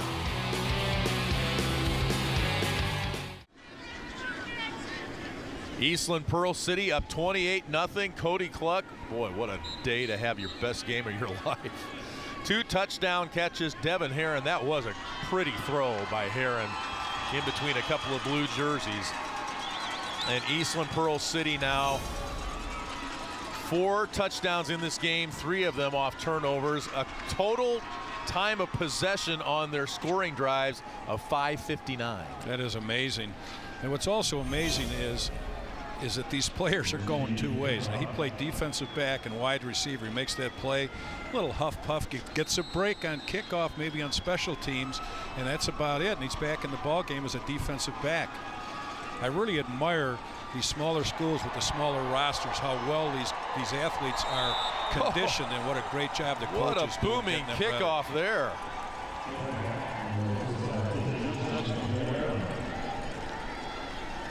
Eric Shaney bringing the boom. They talk about here comes the boom. You have not experienced high school football till you've been to an Eastland-Pearl City game, Jack. I got to tell you, the stadium is like in a natural bowl right next to the school. People can park in the parking lot and see the game from their cars.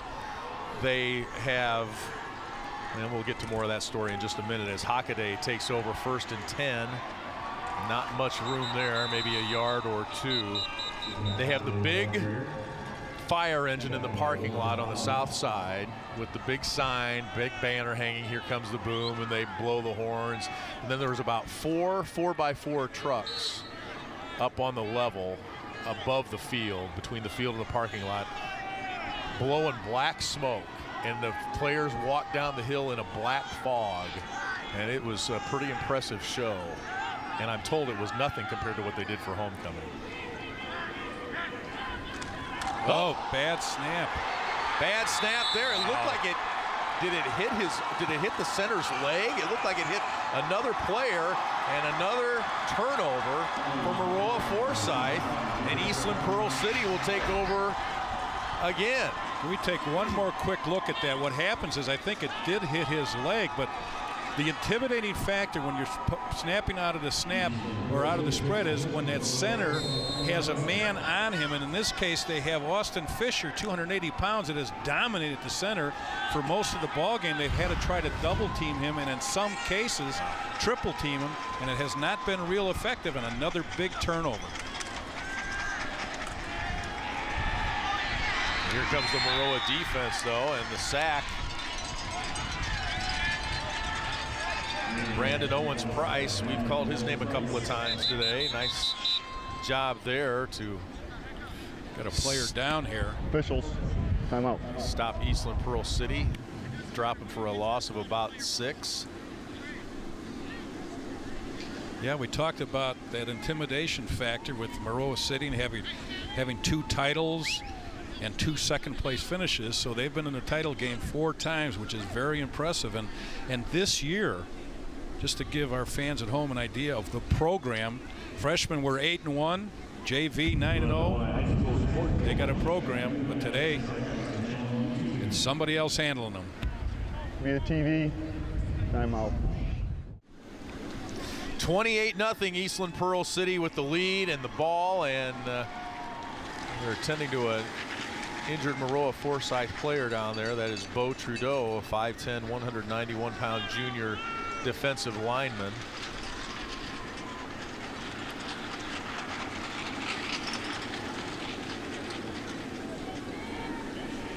Well, everything that could go wrong for Maroa-Forsyth has gone wrong in this ball game. From drop snaps on punts to fumbles after a long play or a long run, and people in the middle of the field open catching the ball and getting whacked by a safety after a big gain. They've had some big gainers and they've turned the ball over after that, and then Eastland-Pearl City's just taken advantage of it. It's been so impressive how they jump on those turnovers and turn them into scores.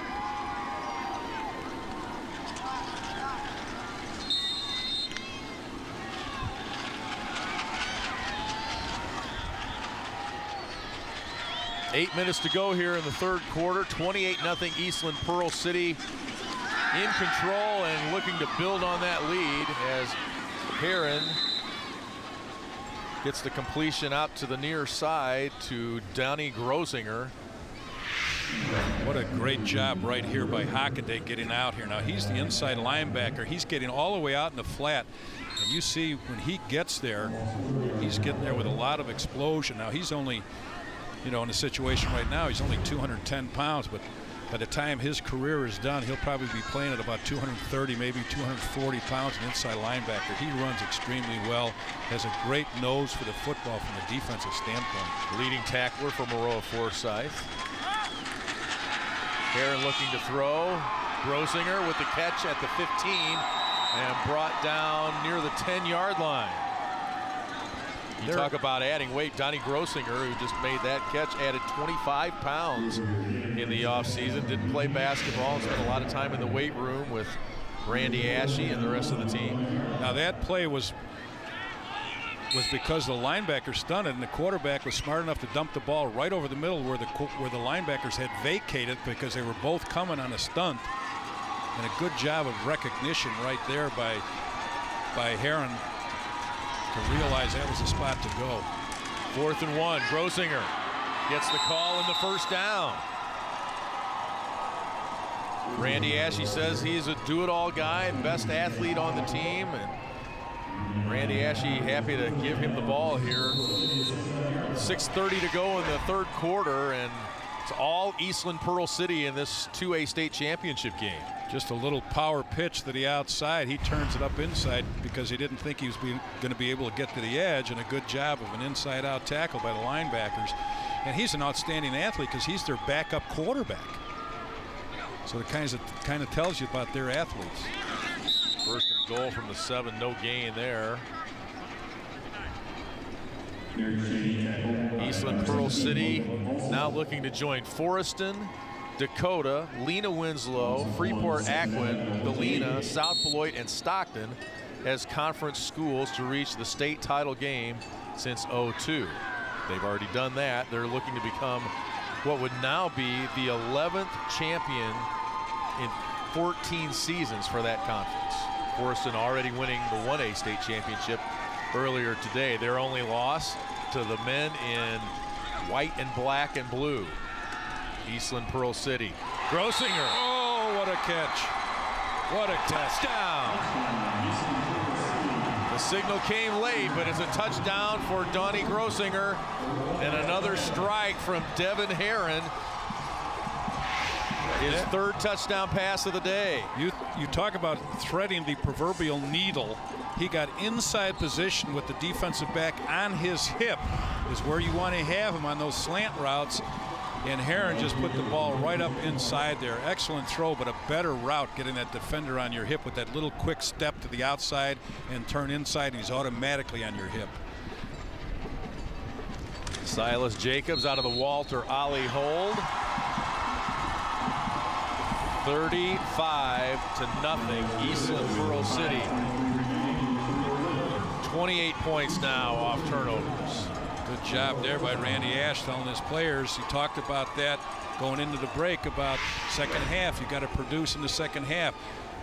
Ball is right on the money with the defender on his hip, and that's the only place it could be, was low and inside, and that's exactly where it was. And we saw the explosiveness of this Eastland-Pearl City offense last week against Fieldcrest, down 20-6. They scored 40 unanswered points, and they are putting on quite a show here today, taking full advantage of Maroa-Forsyth mistakes. 4 turnovers have been turned into 4 touchdowns for Eastland-Pearl City. Class 2A champs the last 5 years. Well, Eastland-Pearl City lost to Morrison, lost to Central Catholic, lost to Morrison, lost to Newman Central Catholic in the playoffs, and here they are, ready to win their own state championship today and another one for their conference, the NUIC. And in the 5th game of the year this year, they played last year's state champion, Lena Winslow. And that was in the 5th game of the year, and that kind of, I think, maybe steamrolled them into realizing that we can, that, you know, the old we believe in ourselves. They beat them 40-14, defending state champ, and so I think that was a big factor in allowing them to believe that they could go all the way. Jack Hockaday still on his feet at the 40. He retreated a little bit, now brought down at the 42-yard line. 27 yards on the kick return. Now he comes up favoring that left ankle a little bit.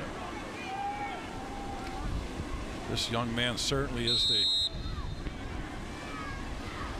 the offense and defensive threat for Maroa-Forsyth. I mean, he catches the ball. He's deep on kicks.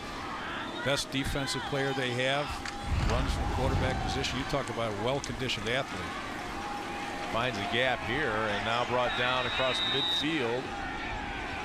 Hangs onto the ball. That tackle pretty high there. Brighton Haverland had him right around the shoulders.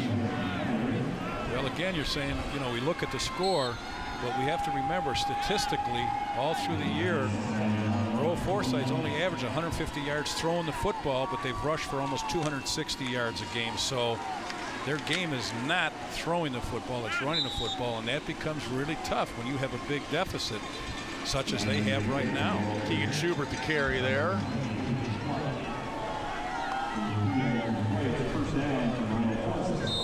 Maroa with the first down here.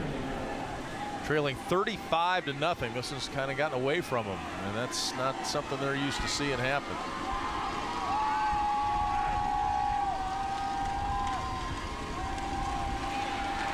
Changing things up a little bit. Some fresh legs in there. DeAndre Gregory with his 2nd straight carry. Josh Joseph says we've had more talented teams. Not sure we've had one with as big a heart as these kids. Got better every week this season. It's the smallest senior class he's had since he's been at Maroa, since his first year. Defense. Eastland-Pearl City calls timeout. 4:05 to play here in the 3rd. Well, this is one of our smaller teams, but at any certain points during the year, he has started 7 sophomores on some occasions, and in key situations a freshman.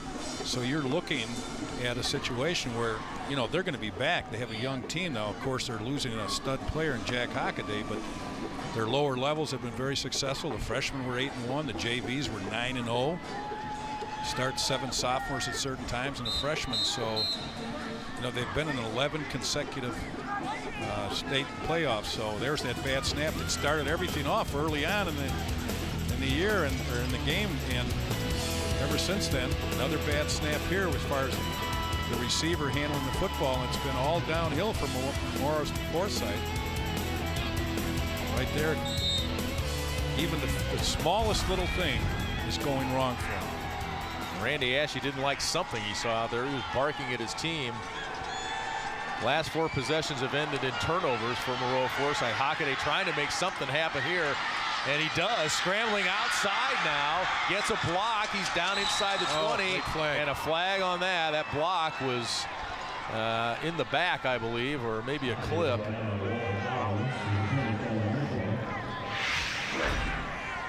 Just an outstanding athlete here, looking down the field, Walking the back. trying to make something happen, and he gets the clip. Will be coming right into your shot right there. Yep. And a long gainer again negated by a penalty, and this has been going on the entire ball game. They get a big play, and they'll either have a penalty and or cough it up with a fumble at the end of the play. Maroa's hurt themselves in many ways today with the penalties, the turnovers, and Eastland-Pearl City's been right there to just pounce on them. Well, they've been capitalizing on all of the turnovers and taking advantage of it, but for the most part, Maroa-Forsyth has been their own worst enemy. Now, obviously, Eastland-Pearl City has contributed to that, but a lot of unprecedented turnovers. He's got them. Oh, he tripped and fell. DeAndre Gregory, the freshman, was open. That's that little kind of a fake. It looks like Hockaday's going to run, and then he stops all of a sudden, pulls up and throws, and he had the man, but Gregory got tripped up. That's a well-designed play, because when you get a quarterback like that, he gets out on the edge, and they want the corner to come up to play the run, and then the receiver gets in behind him, and he gets tripped up right there on that turf. Hockaday keeps it on 2nd down, and he'll have a 1st down inside the 35-yard line. Again, we look at that quarterback wearing both gloves. Oftentimes you'll see the quarterback wear it on his left hand, but certainly not on his throwing hand.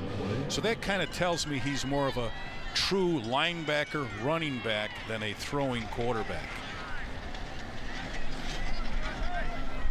Throughout the year, he's thrown the ball about, on average, 15 times a ball game in the 13 games that they've played. He's completed 10 of them for 146 yards, which isn't too bad, and that's 22 touchdowns throwing the football, but today it's just not happening. Over 9,000 career yards for Jack Hockaday. That's an amazing statistic, but you know what? I can see it based on how he runs and what he does. There it is. Flips it over the middle to Josh Gilbert. They're trying to, again, that's that same kind of play where they're trying to draw the defense up to him and make them commit and then dump it over the head of him. And you could never run that play if you didn't have a quarterback that was that effective running the football, because they would never, ever come up on that particular play if he wasn't that good a runner. So that's really a well-designed play, whether it be up the middle and or out on the edges. Puts a lot of pressure on the defense. Ooh, we got it. By the nose of the football for Jack Hockaday and the Trojans. Got a little limp there. 143 yards on the ground for Jack Hockaday. 27 carries. He's a workhorse, and then not coming out of the ball game. I think the only play he came out was that ill-advised punt that they lost. That's the only time he's been out of the ball game, either offensively or defensively. Oh, he's got somebody wide open. Didn't get rid of it, so takes it himself down to the 20.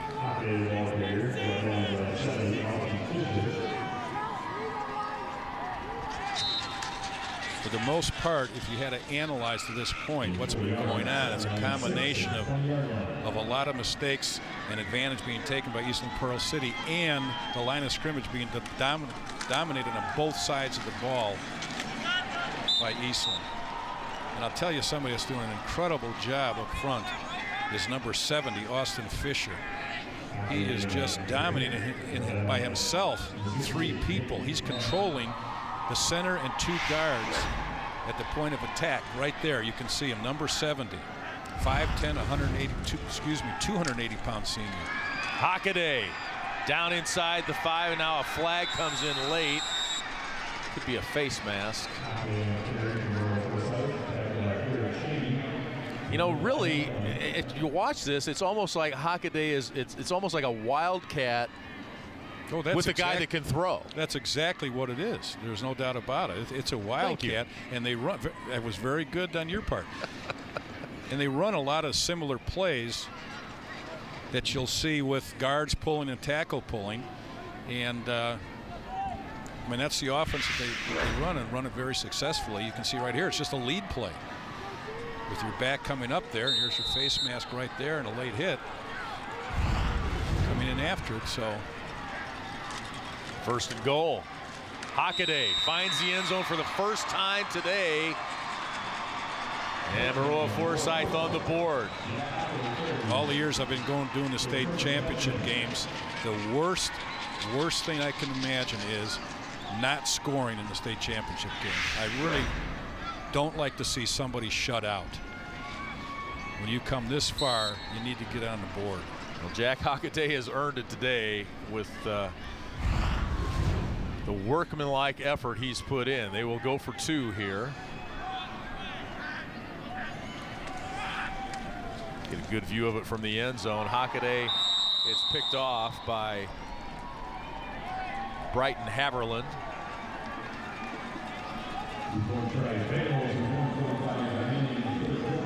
So no extra point, but at least a touchdown, at least something to show for the great effort by that young man and his linemen, of course, and everybody else blocking downfield. That's one thing about Maroa-Forsyth that kind of gets overlooked, is the blocking of their receivers.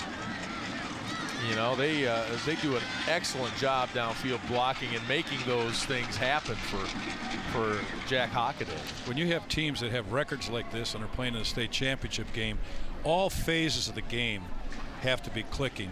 And that has a tribute to their coaching staff, where they spend a lot of time. There's certain drills that you work on for downfield blocking, and also for just stalk blocking out on the edges where your corner and your receivers are blocking each other. And it works both ways. The receiver gets something out of it by taking on that block and still being able to control the line of scrimmage if they're running towards him, so it works both ways. But the organization for practices for some of these smaller schools, because their numbers are smaller, really has to be orchestrated extremely well to get the most out of a practice session. And that's one thing Athens coach Ryan Knox said after losing to Maroa-Forsyth in the quarterfinal. Said their receivers blocked a lot better than we anticipated. Said the DBs had a hard time getting off those stock blocks. Well, and sometimes that has a lot to do with holding, but well, and that's become a big play at all levels. You'll see that at the college level and the professional level now. The outside screens where they get the ball out very quickly out in the edges to get away from the interior linemen and the linebackers, and then that receiver has to be a blocker. It used to be all they had to do was catch the football. Now they have to be able to block and catch the ball. They'll go onside here. Hockaday almost ran it down himself. They got it. No. I think it's Connor Isles with it. Boy, Hockaday almost followed it himself. Got it, didn't he? He did. He's actually the one that created the turnover there, because he hit it and then it bounced a little further along. So again, this will be a situation. Let's see him following it right up. Yep, he's the one that kicks it a little further. And there's your possession right now. Can they take advantage of it? Minute and 42 left in the third quarter. I don't think he drove the bus, but he's done just about everything else today. Hockaday rolling right, pressure, throws it late, picked off. Picked off by Cody Cluck. He's got 2 big catches in this game of a touchdown variety, and he comes up with the interception here. He had 2 against Forreston earlier this year. 18 yards after the interception. Now that play has gone often enough that the defensive backs are aware of it. You can see how he tucks the ball, but the safety just cuts right in front of him, knowing that he was the man that's actually the slot or tight end coming up the middle. He just breaks on the ball right here. An excellent job. And this is good scouting and good athletes in the secondary that come up. Now we're looking at I think ball control, because they're coming out in the wishbone look. Eastland-Pearl City had already set a school record with 25 interceptions coming into today. And that's at least 2 in this ball game.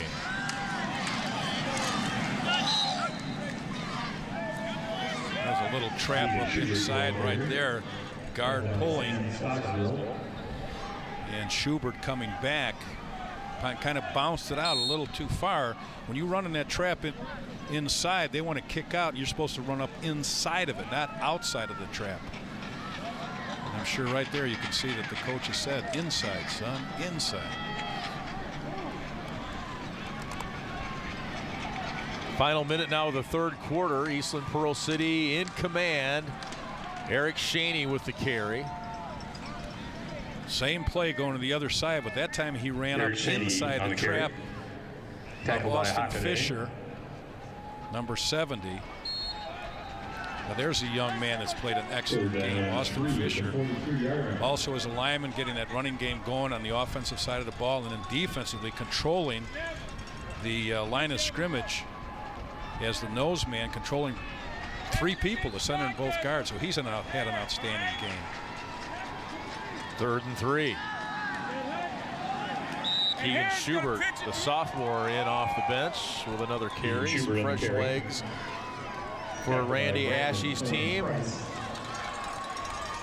a first down for Eastland. First down for the Wildcats. They put up 500 yards of offense in a win over Amboy Lamoille. 54-6 win in round 1 of the playoffs.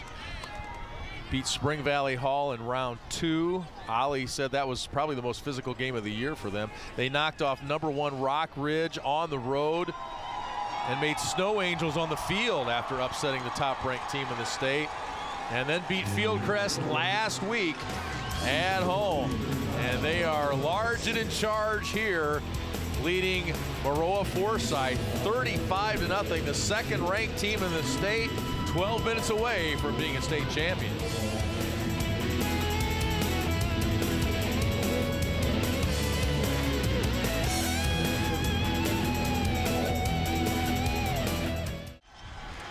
"12 minutes to play in our 2A state championship game. Lee Hall, Jack McInerney, Matt Rodewald, Kelly Burke, all with you here from Champaign. Hope you're enjoying your Black Friday. Hope you didn't pull any muscles or strain anything too badly at the mall. Christmas is going to come about a month early for Eastland-Pearl City and the Northwest Upstate Illini Conference. 2 state championships back-to-back here at 1A and 2A. And that's going to happen, I believe, for the Wildcats here today, barring something really unforeseen in the final 12 minutes.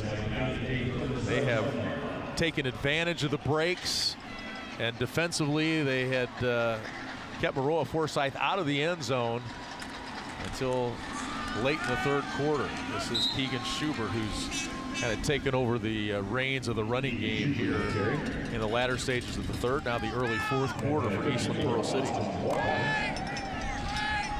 They've been coming out on the wishbone here in the fourth quarter. No double tight ends, full house backfield. They're going to be very content to just run the ball and run the clock. And they have the advantage of having the clocks in the end zone so the quarterback can see when to snap, get it down to about the 4-second mark, 5-second mark, and run your play. Now a flag. Well, that's kind of what you expect when you see the NUIC teams. You kind of, I mean, the Lena Winslows and the Dakotas, you see a lot of that. But Eastland-Pearl City adding a little bit of depth to their offensive abilities, being able to throw the ball. And Devin Herron, what a game he's had. 3 touchdown passes and a touchdown run for the 6'4", 200-pound senior captain, number 2. 2 times he's thrown for 1,000 yards. Last year he had 23 touchdown passes, only 2 interceptions. His ratio not quite as good this year, but no, he's not a stats guy according to his coach. I mean, Randy Ashe told us earlier this week all he cares about is winning. He's not worried about stats. Well, he threw 10 interceptions this year, but in his defense, when you're not throwing it as much, he still had 1,300 yards and 11 touchdowns from a team that really is a running football team, and that really helps the running game because that play action pass opens up and there's still that threat of throwing the ball, so they've got to play it a little looser. Oh, big stick there by Luke Hockaday. Jack Hockaday. Sorry, Mom. Cheryl. That's just an excellent job right there of filling. When you get an active linebacker like that, usually somebody's trying to cut him off, because once he sees the flow, he comes up usually between the tackles and the B gap or the C gap to fill, and he's so quick to get to the football, they just can't get to him. And then when he gets to the football, he gets there kind of nasty. Yes, he does. Yes, he does. Put a pretty good stick on there. 2nd and 10. Heron looking to throw. Looking for Haberlin. And a flag on the play there. Brighton Haberlin was the intended receiver. And there's a flag at the 1, and that will likely be pass interference. Well, he had 2 defenders on him, and that's exactly what they've got. This is your day. Just get it up in the air, make something happen. And he had nothing to lose right there by throwing the ball up there, because it would have been out of reach of the defenders who were underneath. So the worst case scenario would have been either interference, a plus, or an incomplete pass over his head.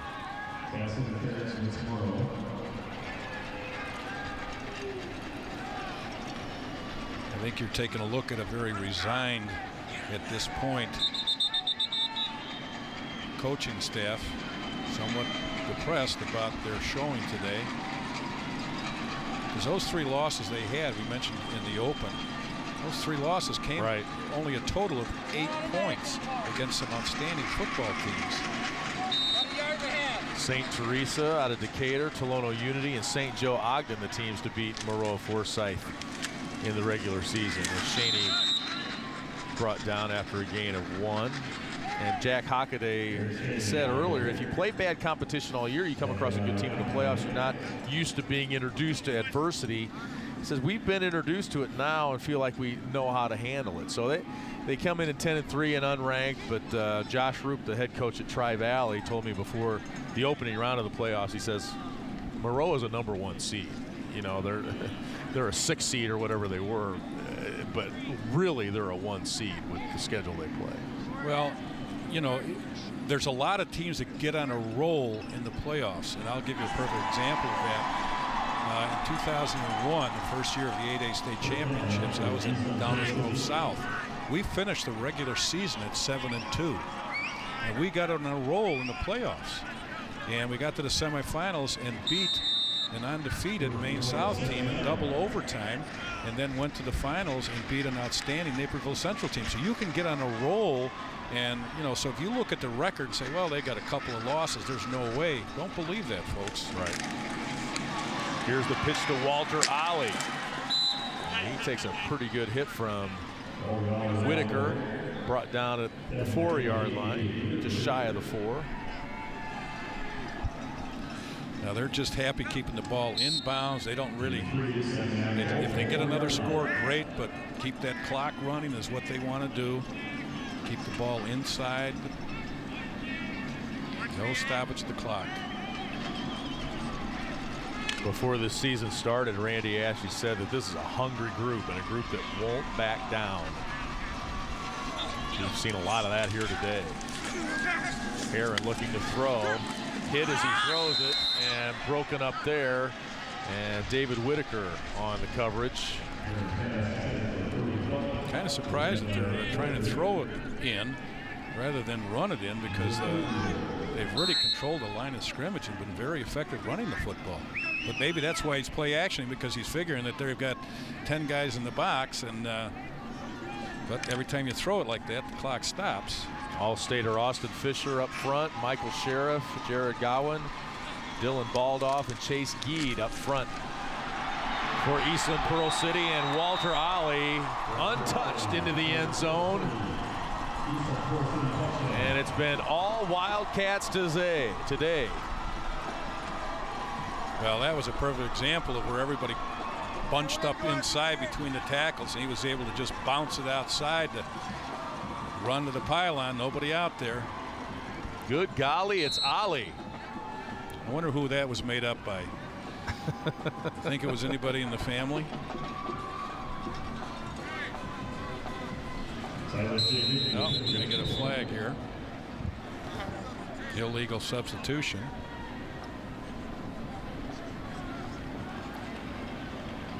And that might be one of the very few penalties that Eastland has had today.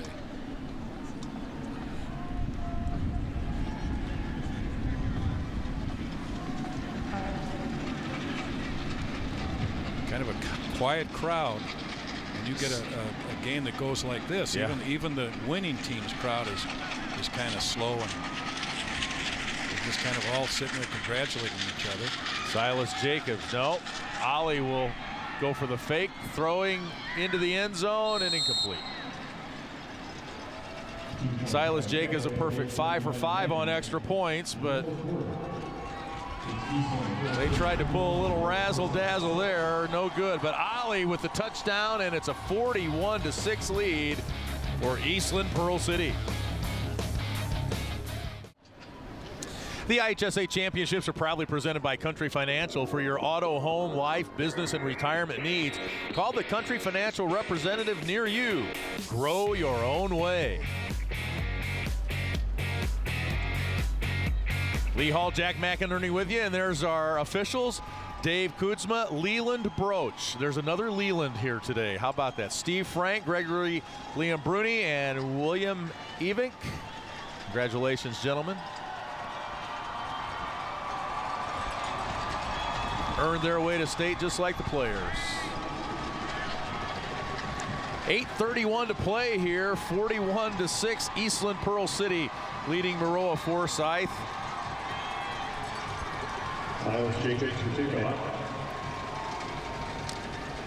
Eastland-Pearl City will join Forreston as conference members winning a state champion. Kickoff fumbled and rolls around. Maroa-Forsyth will hang on to it.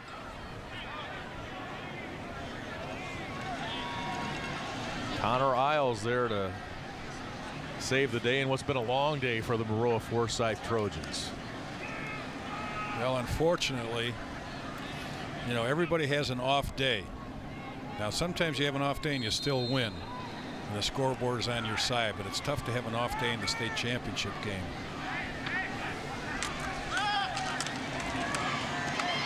Jack Hockaday making something happen here.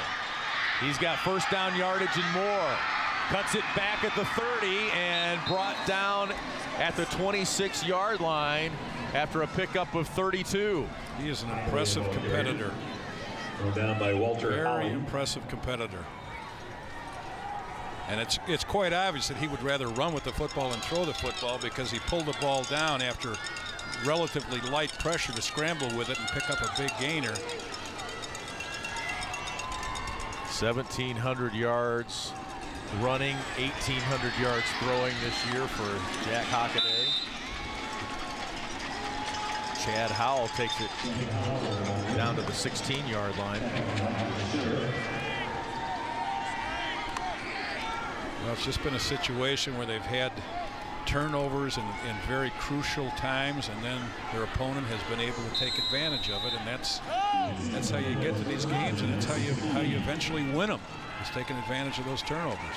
2 interceptions thrown by Jack Hockaday and 3 fumbles, 5 turnovers total, all turning into points for Eastland-Pearl City in this championship game.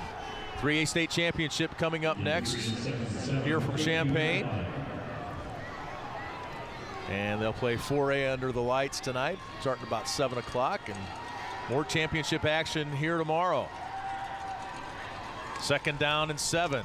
Hockaday gives to Chad Howell. He's down inside the 5-yard line. So this Maroa-Forsyth team not quitting by any stretch of the imagination. It's been a rough day, and they've made mistakes, and you know they're down by 35 points with 7:15 to play, but they're still going at it. Well, that's why you have a great program. Hockaday stuck at the 5-yard line. Walter Ollie in there with the stop. These pound for pound, the best hitter, according to his coach, Randy Ashe. You know, these players realize that this is a once-in-a-lifetime thing for most schools and most players. Now, in the case of Maroa, they've been here before, but it's not always that same class that's been here. So they want to take advantage of it, and they just want to play good, hard-nosed football because they know there's no tomorrow in most cases. Hockaday to Logan Alsop. We haven't heard much from him today. He's brought down after a gain of a couple. Logan Alsop, 511 yards receiving this season, the heir apparent at quarterback. Let's go downstairs to Kelly. Well, guys, the Trojans being cheered on here on the sideline by Montarius Howell. He was the second best player and running back, but was injured in week 4, suffered a broken leg that coach just called gruesome. But he's been out here today. He's served as a source of inspiration for this team. They've rallied around him the rest of the way this season. And when Bo Trudeau got injured earlier today, he was the first guy that came over to console him and comfort him. Obviously can relate. Lee? All right, Kelly, thank you. Yeah, that's pretty tough. You hate to see a senior get hurt. They don't have that red shirt like you do in college, and it's all over. Yeah, you're right, and it's really sad you don't get a chance to really play in the big game that defines your high school career. 4th and goal. Hockaday gets into the end zone for the touchdown, his second score of the day. Determined effort right there in this entire drive by Jack Hockaday. He was going to get into that end zone. And just really impressed with the effort, even down here by the defense of Eastland-Pearl City. They have really done a great job defensively, shutting down a very potent offense of Maroa-Forsyth. I mean, you're talking about a team that, you know, scores over 40 points a game and averages about 415 yards of total offense. Hockaday to Logan Alsop, and that the same play they just ran a couple of minutes ago and stopped again by the EPC defense. 41-12 after Hockaday's second touchdown run of the game. We mentioned we've got 3A state championship football coming up for you next on Comcast Sportsnet. Wilmington and Williamsville at 4 o'clock, followed by Phillips and Rochester at 7. And 4 more games for you tomorrow. Perennial Powers Montini and Sacred Heart Griffin knocking heads for the second straight year in the 5A title game. Nazareth Academy facing Lamont at 1 o'clock. Then it's Cary Grove against Providence Catholic in 7A. Stevenson and Homewood Flossmoor rounding out the weekend here in Champaign. And Montini is in it for the 6th year in a row. They tried to win it last year, be one of the only teams to go 5 consecutive years of winning the state championship, and Sacred Heart Griffin did not allow them to do that, so Montini's back for their 6th consecutive trip. That's quite a feat for Chris Andriano and his Broncos of Montini. But he's facing a juggernaut there in Sacred Heart Griffin. I think they have a state record of averaging about 58 points a game in their 13 wins thus far. So there's going to be some big shootouts tomorrow, and we still got quite a few big shootouts yet to come this afternoon. Here comes another onside kick. And recovered that time by Eastland-Pearl City. Our Country Financial Player of the game, no shock here, 6'4", 200-pound senior Devin Herron, number 2 in your program, number 1 in your hearts after today. 3 touchdown throws, a touchdown run for Devin Herron as he leads the Wildcats to their first state championship. Just 5 minutes and 31 seconds away. He is our Country Financial Player of the game. Quite a bit of pinpoint accuracy by him today. Hands it off to Walter Ollie here. Randy Ashe, a Pearl City alum, the head coach, played his college ball at Loras, and he's going to bring home a state champion here in just about 5 minutes. Well, last year they were 10-1. And, you know, when you have a record like that, you're just saying to yourself and to the kids, you know, we were just a step away, a game away, an interception, a fumble away from getting a little further down the road. And This year was a long road of 14 games to get here, and they're certainly taking advantage of it. 2nd and 5 with under 5 minutes to go now. Keegan Schubert getting another carry. And this is a team, Jack, that, you know, it wasn't all wine and roses on the way here either. I mean, they were down 20-6 to Fieldcrest last week after the first play of the 3rd quarter. Fieldcrest threw a touchdown pass, and it looked like, hey, oh boy, Fieldcrest is going to take advantage here, take control, and Eastland-Pearl City is going to be out of this. They scored 40 straight points, and after the game, coach said, you know, these guys refuse to lose. Sometimes they have to get slapped to wake them up, but they refuse to lose. Well, football is a character builder, and that's exactly what happens in games like that. And, you know, for young men anywhere from 16 to 18 years old to go through those kind of emotional peaks and valleys, you know, it's tough. So you can tell a lot when your team is down and how they react to that. And when they come back and win, it tells you something about their character and tells you something about the coaching staff also. Well, they faced a similar situation in the quarterfinals on the road at Rock Ridge, ranked #1 in the state. Gave up a touchdown, 14-0. One of the sophomores got beat on the play. He came over to the sideline and said, hey, coach, my bad. I mean, it just doesn't faze them, you know. I mean, they don't show fear, you know. And Randy told us earlier this week, you know, we're not rattled by big plays because we make them ourselves. It's just one play. So, you know, one big play happens, boom, they put it out of their mind, and they've shown that mental toughness here today. Let's go downstairs. The Eastland-Pearl City kids are going to win a state championship, but an injury update 4 years in the making. You can see the guy with the hood on in the blue jacket right there. That's Chase Geed. He tore his ACL the summer before his freshman year to play football. He tried to play through it, but he ended up tearing it completely, hearing 3 pops playing on that sophomore team. Of course, it took him all the way to his junior year before he finally had full strength in that knee. He's considered the heart and soul of the defense, the toughest kid on the team, all-state linebacker, 3rd on the team in tackles leading into this game. But midway through the 3rd quarter today, that same right knee gave out once again. A lot of the teammates, a lot of the coaches have been coming over to him to give him congratulations on a great career. Hang in there, buddy. Lots of smiles on their faces, but obviously a little bittersweet because he won't get to enjoy the full celebration here when Eastland-Pearl City wins the state championship. But he'll have that medal around his neck. That's exactly right. And the thing is, thankfully, he was able to play in the game. Absolutely. Rather than getting hurt like last week or whatever. So he did have the opportunity to play in this ball game. So that's a big plus for him. And I think that he's well aware of that too. He'd been quite a bit more despondent had he gotten hurt in the first play of the game or the last play of last week and not had a chance to play today. Walter Ollie, the carry for first down. Yeah, that will ease a little of the pain, I would think, that state championship. Chase Geed, a huge part of this team, as Matt mentioned, IHSA All-Stater, 6'2", 190-pound senior captain. Well, he'll have that medal placed around his neck up on that podium, and that's always a fantastic ceremony at the end of these ball games. Keegan Schubert again. 10 two-way starters for Eastland-Pearl City. And now we're getting a chance to get some of the younger players into the ball game.